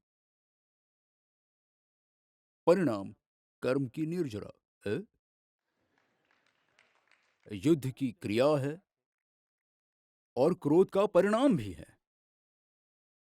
ऐसा नहीं है कि कुछ नहीं है, क्रोध का परिणाम भी है। हम कथा उनकी पढ़ें तो ऐसा कर लूं, वैसा कर लूं, इस तरह क्रोध का परिणाम भी है।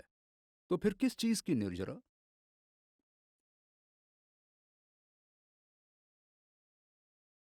यदि ज्ञानियों ने चरित्र लिखे हो तो उसमें श्रद्धा ज्ञान की क्या स्थिति है, परिणाम की क्या स्थिति है और शरीर की क्या स्थिति है, इस तरह अलग करके पूरा चरित्र लिखते हैं। श्रद्धा ज्ञान में ये उदय है। उदय में जितनी लीनता हो जाती है उतने राग द्वेष आदि परिणाम हैं। ये परिणाम ये मेरा स्वभाव नहीं है। इस परिणाम जितना मैं हूं नहीं, इस परिणाम जितना मैं नहीं हूं। मैं तो त्रिकाली शुद्ध निज तत्व हूं। ये जो 2 मिनट क्रोध आया वो भी मैं नहीं हूं, और जो 2 मिनट उल्लास आया वो भी मैं नहीं हूं। मैं तो त्रिकाली निज शुद्ध तत्व हूं।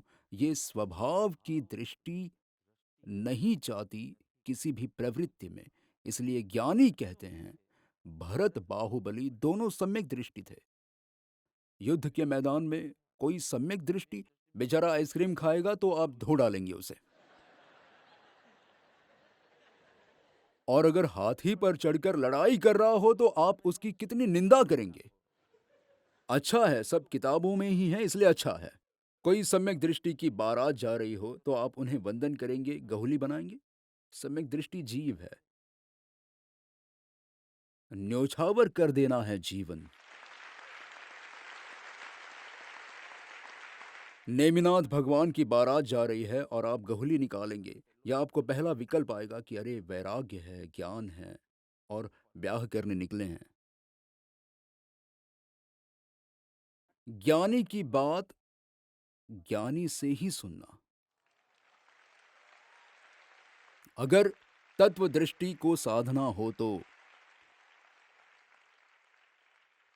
ज्ञानी कहते हैं कि श्रद्धा ज्ञान की अपेक्षा से भरत बाहुबली अहिंसक थे। चारित्र की अपेक्षा से हिंसा की थी, परिणाम पलट गए और फिर आगे जो घटना बनी वो। श्रद्धा ज्ञान की अपेक्षा से अहिंसक थे, सम्यक दृष्टि थे, अविरति सम्यक दृष्टि थे। अब तक इतनी विशुद्धि हुई नहीं थी, अविरति सम्यक दृष्टि थे। उनके सामने दूसरे मिथ्या दृष्टि मुनि हैं जो कायोत्सर्ग कर रहे हैं और आज आयम्बिल हैं। पारना नहीं है, आयम्बिल है। ज्ञानी कहते हैं कि वो जो कायोत्सर्ग में खड़े हैं वो बंध मार्ग में हैं, उनका मोक्ष मार्ग में प्रवेश भी नहीं है। और ये अविरति सम्यक दृष्टि का मोक्ष मार्ग में प्रवेश तो हुआ है और अल्पकाल में मोक्ष जाने वाले हैं। बहुत कठिन, बहुत कठिन। लेकिन कोई इसे चुनौती नहीं दे सकता, क्योंकि चौथा गुण स्थानक चौथे नंबर पर है और पहला गुण स्थानक पहले पर है। पहले गुण स्थानक पर जो भी वेश हो तो भी आप पहले पर हो। चौथे गुण स्थानक पर आप चाहे जिस वेश में हो, आप चौथे पर हो। कोई भी संप्रदाय इसका विरोध नहीं कर सकता, क्योंकि समकित सम्यक दृष्टि, वो भी अविरति सम्यक दृष्टि को यदि चौथे पर रखा है तो सभी संप्रदाय उन्हें चौथे पर ही मानते हैं और मिथ्या दृष्टि को पहले पर ही मानते हैं। छठे गुणस्थानक पर मुनि को रखते हैं और मुनि के स्वरूप में जो भी भेद हो, इस वक्त मुझे उनकी जरूरत ही नहीं है। जो अभेद हैं उन्हीं को मैं रखता हूं। अविरति सम्यक दृष्टि है। ज्ञानी की दृष्टि से सम्यक दर्शन देखो, अविरति मत देखो, इसलिए उन्हें चौथे पर रखा। हमें क्या देखना होता है, विरति में है या अविरति में है, हमें यही देखना है। और ज्ञानी जिन्होंने 14 गुण स्थानक समझाए हैं, उन्होंने जोर दिया है सम्यक दर्शन पर, तो इन्हें अविरति वाले को -1 कहना चाहिए, क्योंकि वो मिथ्या दृष्टि है पर साधु तो है ना। परंतु ज्ञानी की दृष्टि से बंध के जो 5 कारण हैं, मिथ्यात्व, अविरति, प्रमाद, कषाय, योग, ये जाते हैं, उसके बाद ही ये जाते हैं। ये चला गया है परंतु ये बाकी है, ऐसा नहीं होता। ये जाता है उसके बाद ही ये जाता है, ये नहीं गया मतलब ये नहीं है। तो क्या कायोत्सर्ग उनका व्यर्थ हुआ, उनका अयनबिल व्यर्थ गया? बिल्कुल नहीं। उन्हें खूब शुभ बंध होगा, लेकिन वो बंध मार्ग में हैं। उन्होंने अब तक बंध मार्ग का एक भी द्वार बंद नहीं किया है, मिथ्यात्व का लोप नहीं किया। देखो, ये शास्त्र की ही बात है, परंतु कभी दिमाग में नहीं आया, क्योंकि हमें कुछ देखना होता है। हमें सम्यक दर्शन की कीमत नहीं है, ये तो इन महापुरुषों ने सम्यक दर्शन की बलिहारी समझाई हैं।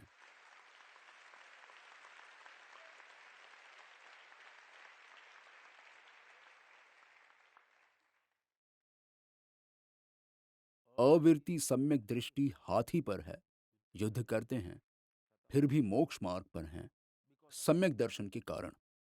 पूर्णता नहीं है, परंतु मोक्ष मार्ग में प्रवेश हो चुका है। राजपाट छोड़ा है, चमड़ी उतार दें तो भी जिसका आंख का कोना तक लाल होता नहीं, मतलब अल्प थोड़ा भी गुस्सा नहीं आता, इतना बेचारा बेचारा शांत है, परंतु मिथ्या दृष्टि है। इस पूरी बात को समझना पड़ेगा। वैसे तो समय सार सिखाएगा, परंतु स्वयंभू में मेरी नौका नैया पार हो जाए, फिर समय सार का टेंशन लूंगा। ये अच्छे से पार हो जाए एक बार। अभिप्राय, परिणाम, प्रवृत्ति। आपको दिलचस्पी सिर्फ प्रवृत्ति में है। ज्ञानी की दृष्टि, ज्ञानी की दिलचस्पी अभिप्राय में है। एक पिता थे, बगीचे की देखभाल करते थे। 9:30 बजे तक बगीचा संभालते थे। अच्छे से उसकी देखभाल करते थे। वृक्ष, तना, उसके पत्ते, फल, फूल, सब कुछ अच्छी तरह से। उन्हें 15-20 दिन के लिए दूसरे शहर जाना पड़ा, लेकिन अब इस बगीचे का ध्यान कौन रखेगा? उनका बेटा लंदन में पढ़ रहा था, तो 20 दिन के लिए वो आया।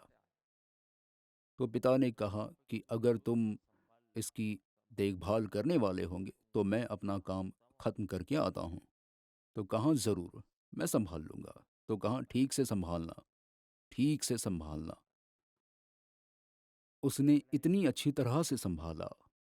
सुबह उठता, तब से पूरे बगीचे के हर वृक्ष के एक एक पत्ते पर पानी छिड़क कर उन्हें पोंछता, ताजे रहे इसके लिए। 15 दिन बीते और कितने पत्ते पीले होने लगे और कितने पत्ते झरने लगे, और वो बेचारा सुबह से रात तक सबको अच्छी तरह से कपड़े से पोंछता, इस तरह सब। पिता आकर देखते हैं कि आधा बगीचा उजड़ गया था, तो कहा, अरे तुमने सब ख्याल रखा पर तुमने जड़ों में ही पानी नहीं डाला। आपने आपकी प्रवृत्ति बहुत बदली, प्रवृत्ति भी नहीं, पहले तो वेश ही बदल डाला, नाम को ही बदल डाला और काम पूरा हुआ आपका। फिर थोड़ी बहुत प्रवृत्तियां बदली, थोड़े बहुत परिणाम भी बदलें, परंतु मूल में आपने अभिप्राय को ही नहीं बदला।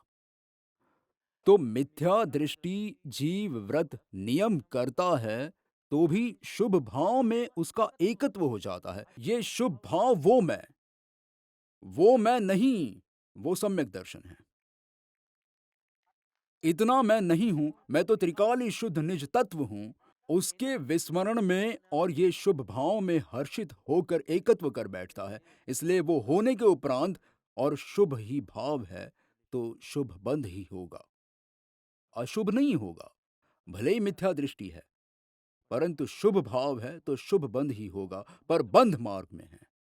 अब तक एक भी बंध कारण का लोप नहीं हुआ है, जबकि वो अवीरती होने के उपरांत बड़ा ऐसा मिथ्यात्व का कारण चला गया है।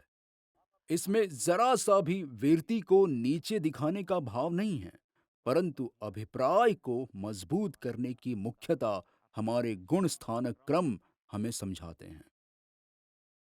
सम्यक दर्शन बहुत दुर्लभ है। सम्यक दर्शन की ही बलिहारी है। सम्यक दर्शन मतलब सिद्ध का व्यंजन। आपको सम्यक दर्शन हुआ मतलब आपने सिद्ध के सुख का एक नमूना चख लिया। संसार के काफिले से अलग हो गए वे। कहाँ अनंत भव और कहाँ 15 भव। अनंत भव के सामने 15 भव। आप सोचिए कि अनंत से 15 तक लाने में अधिक मेहनत है या 15 से 1 तक लाने में ज़्यादा मेहनत है? सीधी-सी बात है, उसमें क्या जवाब देने की ज़रूरत है? सबसे अधिक आपकी मेहनत सम्यक दर्शन प्राप्त करने में लगने वाली है। सम्यक चारित्र्य के लिए इतनी तकलीफ नहीं होगी। तो क्यों नहीं होता ऐसा मत कहना। अनंत में से बहुत कम हुआ है लेकिन अभी 15 तक नहीं आया मतलब आपको नहीं हुआ सम्यक दर्शन। मेहनत चल रही है। ज्ञानी कैसी महिमा करते हैं सम्यक दृष्टि बैल का खुर जिस विष्ठा पर गिरता है उस विष्ठा को भी धन्य है। ये क्या बात हुई। सम्यक दृष्टि मनुष्य नहीं कहा, सम्यक दृष्टि देव नहीं कहा। एक तो सम्यक दृष्टि तिर्यंश लिया बैल। उस बैल का भी चलिए मस्तक वगैरह उत्तम अंग कहलाते हैं, ये तो अधम अंग कहलाता है। ये तो खुर पैर खुर मतलब तो कितना अधम अंग कहलाता है। हम देखो किसी को हाथ से छू ले तो सॉरी नहीं कहते लेकिन किसी को पैर लग जाए तो तुरंत सॉरी कहते हैं। यूं तो दोनों आपके अंग ही हैं और सर को तो जानबूझकर टकराते हैं। तो सम्यक दृष्टि बैल का खुर जिस विष्ठा पर गिरता है, संगमरमर पर पड़े तो फिर भी समझ सकते हैं, पर ये तो है विष्ठा। देखने लायक नहीं, सूंघने के लायक नहीं, स्पर्श करने लायक नहीं, ऐसी विष्ठा, उस विष्ठा को भी धन्य है। तो वो कहीं छुए और वो प्रसाद हो जाए, उसमें कोई अंधश्रद्धा नहीं है। ये शास्त्र वचन ही है।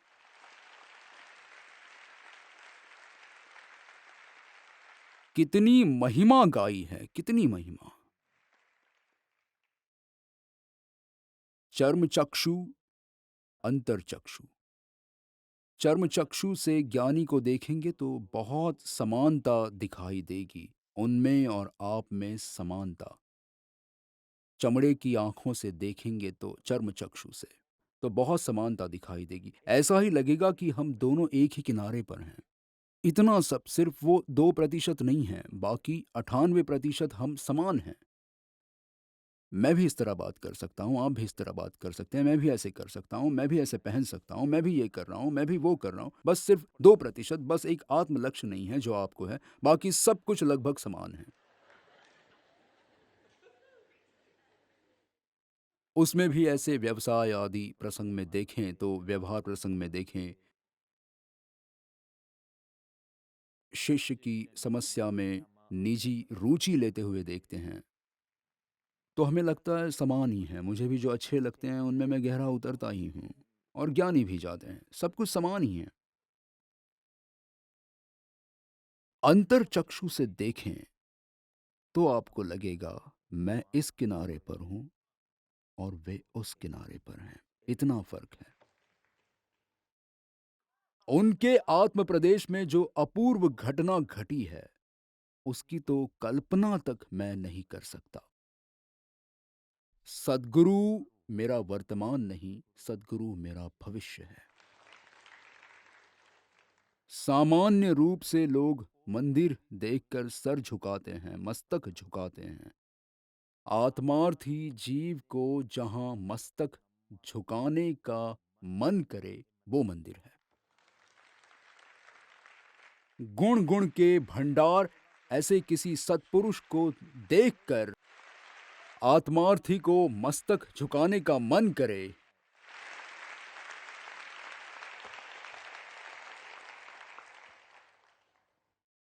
जंगम तीर्थ कहाँ है? एक व्यक्ति ने पूछा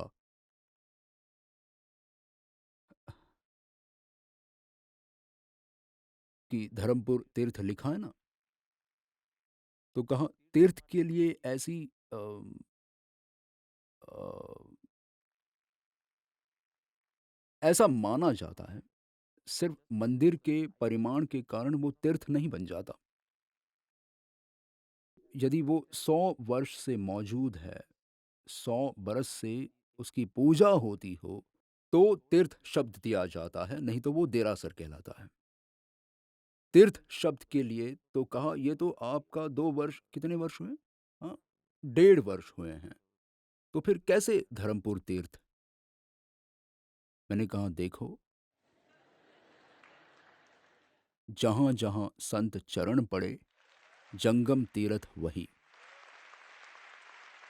वो रजकण मम मस्तक चढ़े,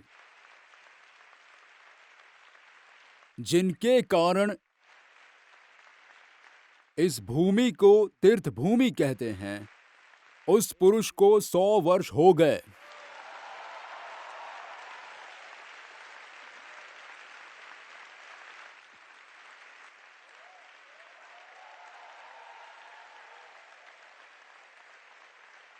और आत्मसिद्धि शास्त्र तो कहता है प्रत्यक्ष सद्गुरु सम नहीं परोक्ष जिन उपकार, कि आप इस तीर्थ को जरा सा भी इस तीर्थ की अपेक्षा से अधिक महिमादि तो बाहर निकाल देंगे, परिचय के बाहर, उपोद्घात के बाहर, आत्मसिद्धि के उपोद्घात के बाहर आप होंगे। मैं क्षमा चाहता हूं यदि आवेश आया हो तो। आपको उपोद्घात के, आप सिद्धि की तरफ तो बात ही मत करना, आप उपोद्घात के बाहर हैं। आप 11वीं गाथा तक नहीं पहुंचे। किसी से कहना मत आपको आत्मसिद्धि आती है, ऐसा कहना 10 तक कंठस्थ हुई है, अभी 11वीं का पता नहीं है। प्रत्यक्ष सद्गुरु सम नहीं, सम है ऐसा भी कह सकते थे। प्रत्यक्ष सद्गुरु सम है परोक्ष जिन उपकार, अथवा परोक्ष जिन प्रत्यक्ष सद्गुरु सम है, इस तरह कुछ। सम नहीं, परोक्ष जिन उपकार, ये महिमा अधिक ना हो तब तक आगे की बात मत करना, क्योंकि क्योंकि बस यूं ही। तो वो गाथा पढ़ लेना।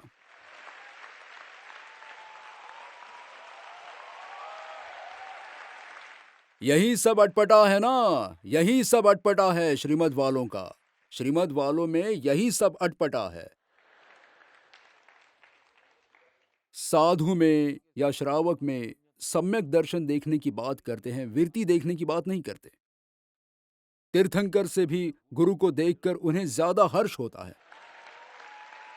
ऐसा नहीं है, ऐसा नहीं है। तीर्थंकर को आप प्रत्यक्ष ले आइए, उतना ही हर्ष करेंगे हम। प्रत्यक्ष ले आइए।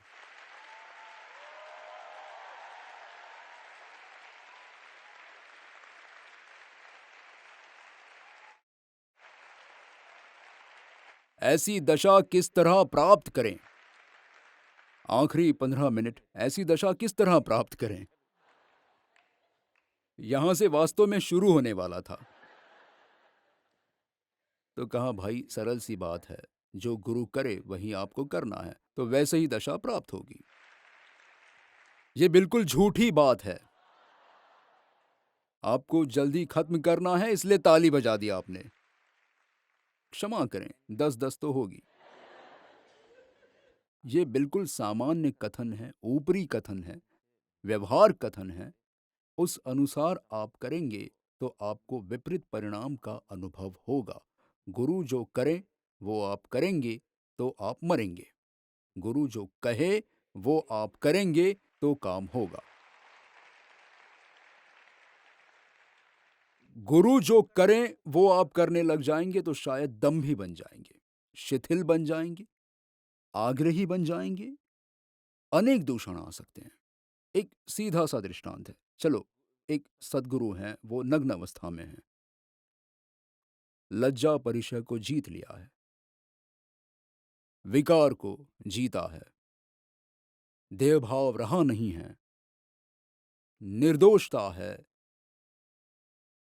निष्प्रिय है, तो उन्हें नग्न रखो या कपड़े पहना दो, उसके लिए भी निष्प्रिय हैं। आप करिए। आपकी योग्यता के बिना मेरे गुरु ऐसा करते हैं इसलिए मैं भी ऐसा करूंगा, आप दांभिक बन जाएंगे, शिथिल बन जाएंगे, आग्रही बनेंगे, अनेक दूषण आप में आएंगे। देखो, एक चीज को स्पष्ट समझ लेना, कृपा सापेक्ष है, वितरागता निरपेक्ष है। वितरागता के लिए अन्य किसी की जरूरत नहीं है, लेकिन आपको करुणा करनी हो तो दूसरा होना चाहिए, सापेक्ष है। सीधा है, ध्यान और भाषण, प्रवचन।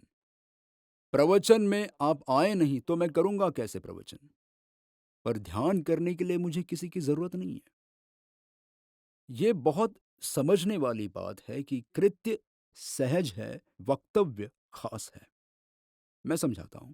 वक्तव्य दो प्रकार के होते हैं, एक सामान्य जिसे कहते हैं उपदेश, एक व्यक्तिगत जिसे कहते हैं आदेश। आपको देखकर, आपका निदान करके, डायग्नोसिस करके, आपसे जो कहा जाता है वो आदेश। एक गुरुजी एक शिष्य को कुछ आदेश दे रहे थे, व्यक्तिगत उपदेश। सुंदर सब बातें हो रही थी तो आसपास जो खड़े हुए होंगे सब आ गए। गुरु ने टोक दिया, उपदेश चल रहा हो तो इकट्ठा हो सकते हैं, आदेश दिया जा रहा हो और इकट्ठे हो जाओ तो वो अविनय है, अशातना है। क्यों?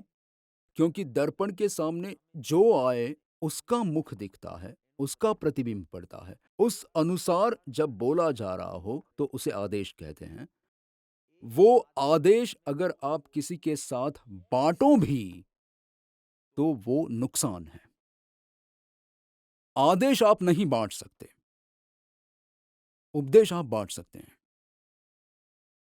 अभी हम कहाँ गए थे नेमी? तो उन्होंने कहा कि 4 घंटे की विधि और सब कह रहे थे, या मंत्र कुछ। मैंने पूछा क्या करते हो?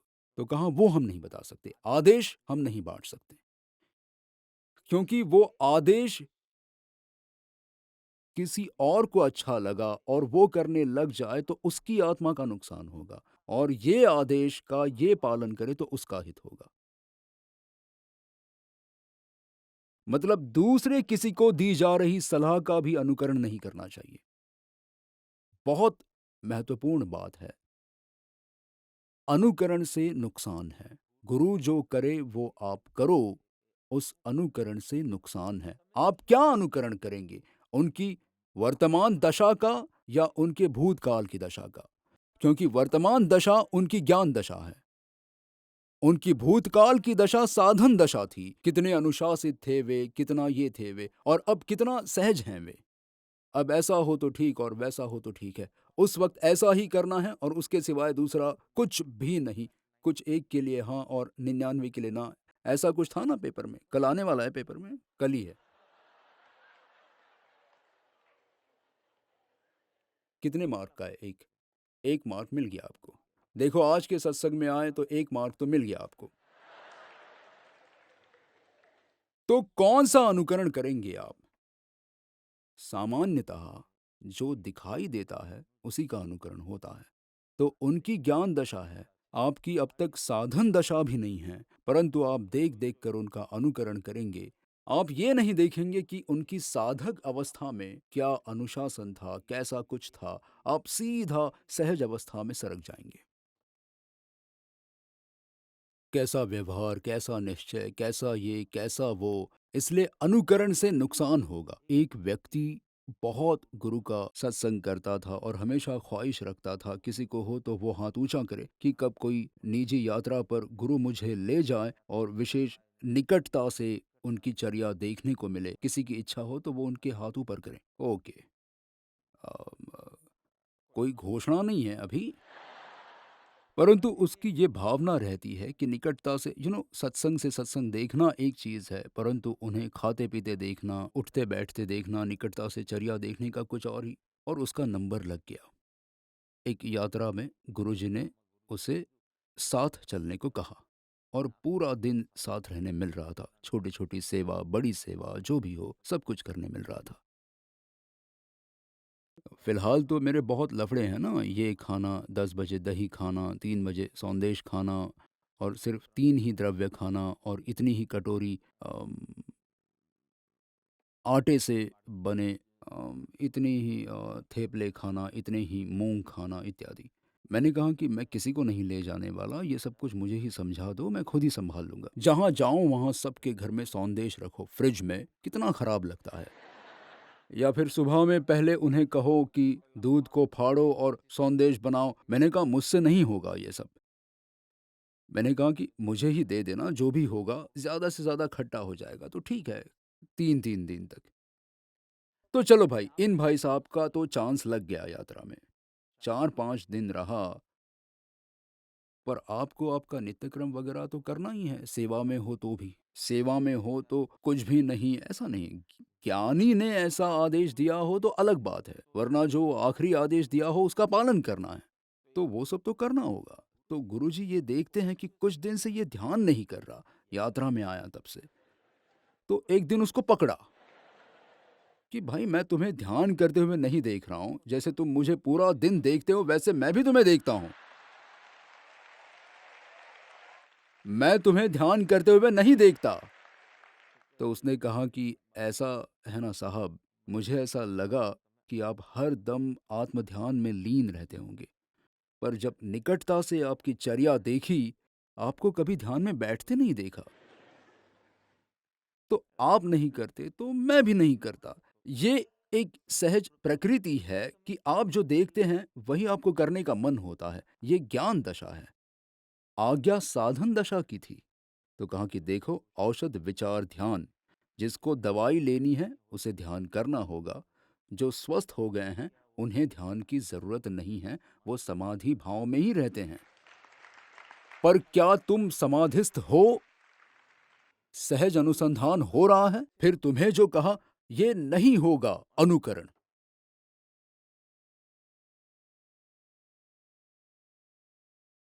मुझे एम्बिल करने की आज्ञा दी गुरु ने। वे तो रस पूरी खा रहे हैं और मुझे, देखो भाई, जिन्हें हम देहधारी है क्या उसका ही ख्याल नहीं है, वे रस लोलुपता से पीड़ित नहीं हैं। दुर्भाग्य से उन्हें नीरस आहार के भी विकल्प नहीं होते, क्योंकि उन्हें आहार के ही विकल्प नहीं होते। वो खाते हैं फिर भी उपवासी है। वे बेचारे आयम्बिल करें ना तो एकदम नीचे आते हैं। उपवासी है और आयम्बिल करते हैं। पर तुम यदि ये देखोगे तो तुम मरोगे, तुम्हें करनी होगी, तुम्हें मर मर के भी करनी होगी। ये जांच करने के लिए भी करनी है कि कितनी रस लोलुपता मुझ में है, चाहे हो, ये जांच करने के लिए भी करनी होगी। ये जरूरी है। जब मैंने पहली बार पढ़ा कि प्रभु काविठा में थे, तब पेड़ के नीचे जाकर 5 माला गिनते थे, तो पहले मुझे आश्चर्य हुआ, ये किसकी माला गिनते होंगे? जिनके नाम की माला गिनकर भव पार हो सकते हैं, वे कौन सी माला गिनते होंगे? पहले तो मुझे वो आशंका जगी, कुशंका नहीं, आशंका, कि मैं समझा नहीं, मुझे समझना है। फिर मुझे अत्यंत दुख हुआ कि हे प्रभु, हम कितने वक्र और जड़ जीव हैं। आपके मौन से हमें आदेश ले लेना चाहिए, पर इतनी तो हमारी योग्यता नहीं है। आप वाणी योग का उपयोग कर रहे हैं और हमें आदेश कर रहे हो कि भाई इतना इतना ये करना, वो भी हम नहीं करते। इसीलिए आपको काया योग से हमें करके दिखाना पड़ रहा है, हमें प्रेरणा देने के लिए। हम इतने वक्र जड़ हैं कि अब आपको करते देखा तो अब हम भी करेंगे, वरना हमें ख्याल नहीं आएगा कि कितनी योग्यता हमारी अल्प है, कि अनुकरण से ही हमारी गाड़ी चलती है, मुमुक्षुता से नहीं। अफसोस। आप वो डीएनए में कुछ सीखे हो ना, ईमानदारी या क्या, मतलब क्या? हाँ, जो जो बोले वही करते हो और जो करते हो वही बोलते हो, तो फिर गुरु का वर्तन और वक्तव्य समान होना चाहिए। मुझे एम्बिल करने को कहा तो वो भी एम्बिल करते होने चाहिए। कितनों को इसका आग्रह रहता है। डॉक्टर के पास जाते हैं, डॉक्टर ने कहा कि आपको डायबिटीज है तो आप मिठाई मत खाना, तब आप ये दलील नहीं करते कि आप मिठाई क्यों खा रहे हैं। मुझे ना कह रहे हो, क्या आप ये दलील करते हो? पर उन्हें डायबिटीज़ नहीं है, वो यदि थोड़ा नहीं खाएँगे तो उनका शुगर लो हो जाएगा। वहाँ दलील नहीं करते हैं, ठीक है, उनको रोग नहीं है तो वे नहीं खाएँगे, मुझे रोग है तो मुझे ये खाना चाहिए और ये नहीं खाना चाहिए। वहाँ जीव दलील नहीं करता, पर जब ये आता है तो जीव का आग्रह रहता है कि वर्तन और वक्तव्य दोनों समान होने चाहिए। अगर वैद्य तुम्हें दवाई देते हैं, उसे खुद खाएं, तो कभी वैद्य को हानि हो सकती है। और वैद्य जैसे जीते हैं, यदि वैसे तुम जीने लगोगे, तो तुम्हें हानि होगी। उत्तम है कि वो जो कहे वही करो, जिससे उनकी दशा भी संभाल ली जाएगी और तुम्हारी दशा ऊपर उठेगी। हर एक सद्गुरु ज्ञानी होते हैं। मैं सद्गुरु ही बोल रहा हूं, उनके लक्षण में ही आत्मज्ञान है। हर एक सद्गुरु ज्ञानी होते हैं, परंतु हर एक ज्ञानी सद्गुरु नहीं है। इसलिए हर एक ज्ञानी की वाणी, वे सद्गुरु नहीं हैं। आप उनका सत्संग करने जाएंगे, वो वक्तव्य भी देंगे, उसमें उनकी खुमारी भी प्रकट होगी। उनकी जो दशा है वे प्रकट करेंगे, वे जो करते हैं वो प्रकट करेंगे। आप प्रेरणा ले सकते हैं, मार्गदर्शन नहीं ले सकते। ज्ञानी के पास जाने के बावजूद, क्योंकि वो सद्गुरु की क्षमता वाले ज्ञानी नहीं हैं, इसलिए वे जो भी फरमाते हैं वो शानदार है, पर काव्य है, परंतु वो तुम में क्रांति नहीं ला पाएंगे।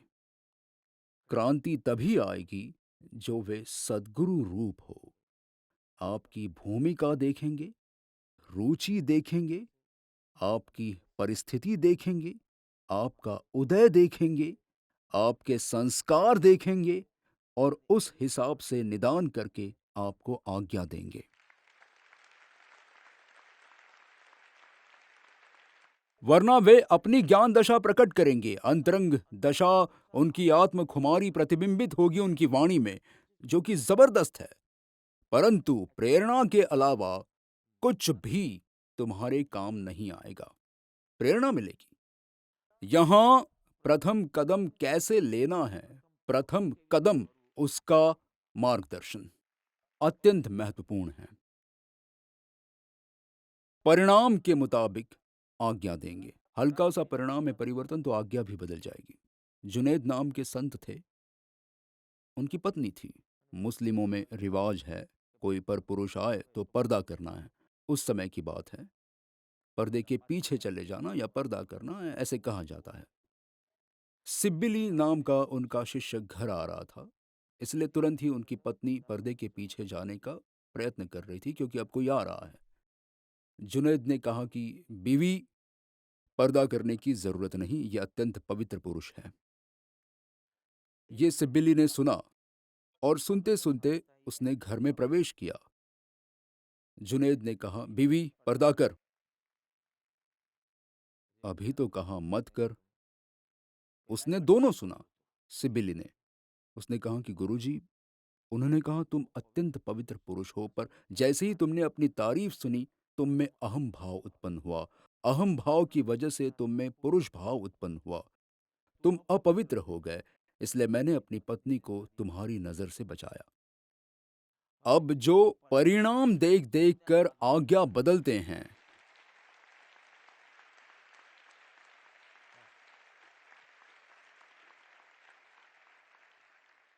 इसलिए जो वे कहें वो करें, जो वे करें उसमें से प्रेरणा लेना, जो कहे उसमें से मार्गदर्शन लेना, जो करें उसमें से प्रेरणा लेना कि वाह मेरा भविष्य तो देखो, केवल लगभग भूमि का, मेरा भविष्य तो देखो। पर करने के लिए यदि उन्होंने कहा कि 20 दोहे बोलने होंगे तो तुम ब्रह्म ब्रह्म मत करो, 20 दोहे बोलो।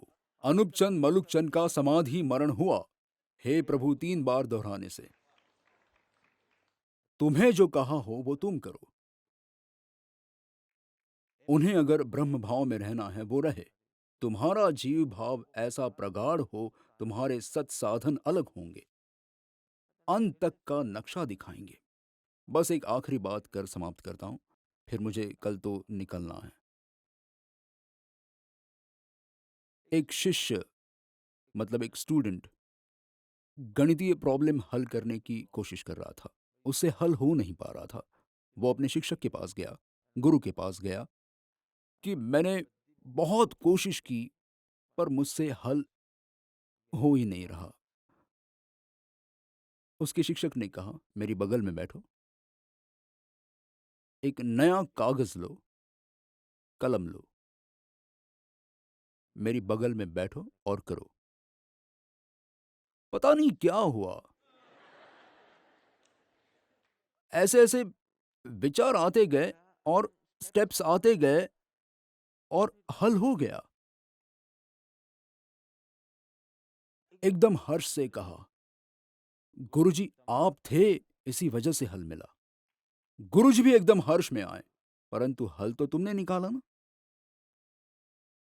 देखो इस दृष्टांत को ठीक से सुनो।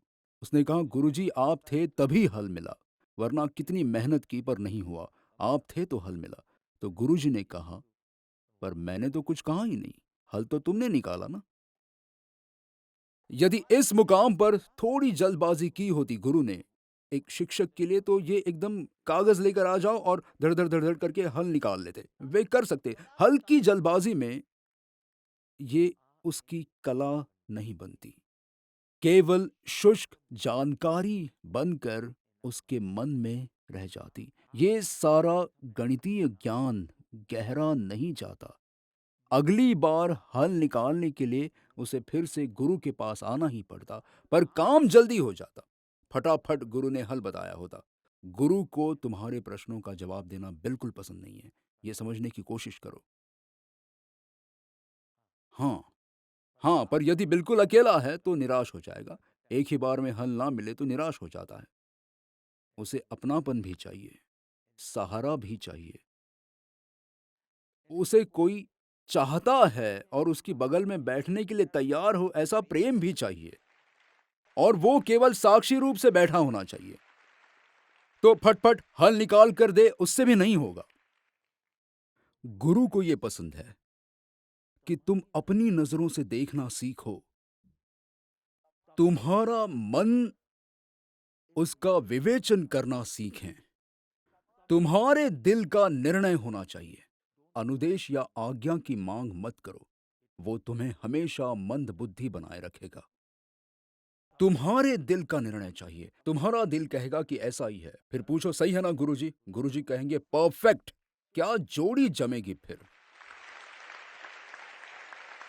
पहले व्यवहार से शुरू होगा, फिर गहरे परमार्थ से शुरू होगा। वैसे ही करते करते फिर दोनों समान सेम उन्होंने सम्मत किया हुआ। तो तुम्हें लगता है कि आज्ञा शब्द बहुत अच्छा शब्द है, ये सिर्फ इतना बताता है कि तुम बहुत निम्न हो। सही शब्द है विवेक, जिसकी अपेक्षा गुरु को तुम्हारे पास है। अंध की लकड़ी नहीं बनना, अंध की दृष्टि बनना है। और उसके लिए तुम्हें दृष्टि के प्रयोग करने होंगे। गुरुजी क्या करना है इसमें? ये कोई तरीका नहीं है। वो चाहते हैं कि तुम अपनी आंखों से देखो, तुम अपने दिमाग से हल निकालो। तुम्हारा दिल आश्वस्त होना चाहिए।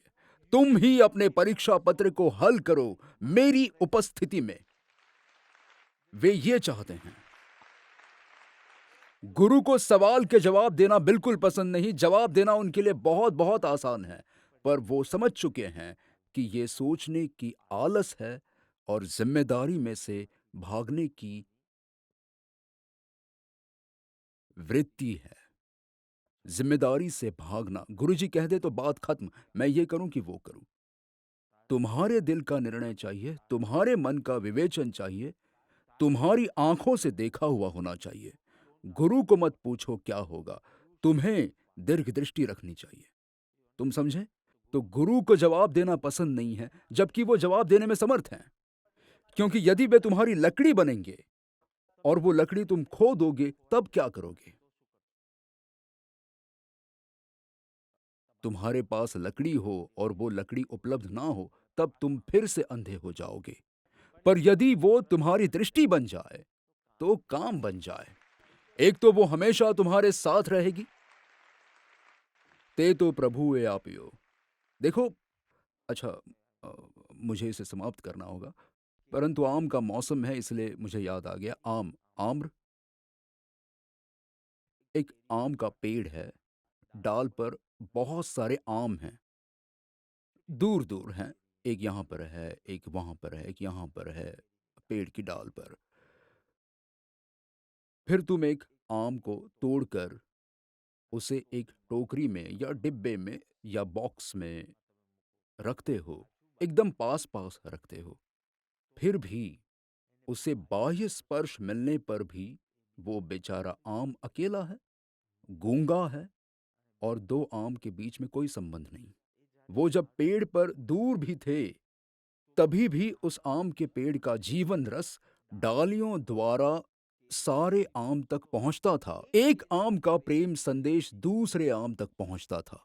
वो है तो दूर, परंतु वहां से अलग होकर एकदम नजदीक आ गए। फिर भी अब वो सारे संबंध टूट गए हैं। अंतर स्पर्श चाहिए, गुरु का अंतर स्पर्श। बाहर की निकटता सामीप्य के लिए बहुत भटको मत। अंदर का संपर्क, कनेक्शन, वो अंतर स्पर्श, एक बार वो अंतर स्पर्श हो जाए फिर बहुत दूर होने पर भी इसका प्रेम संदेश उसको पहुंचेगा, उसका प्रेम संदेश इसको पहुंचेगा।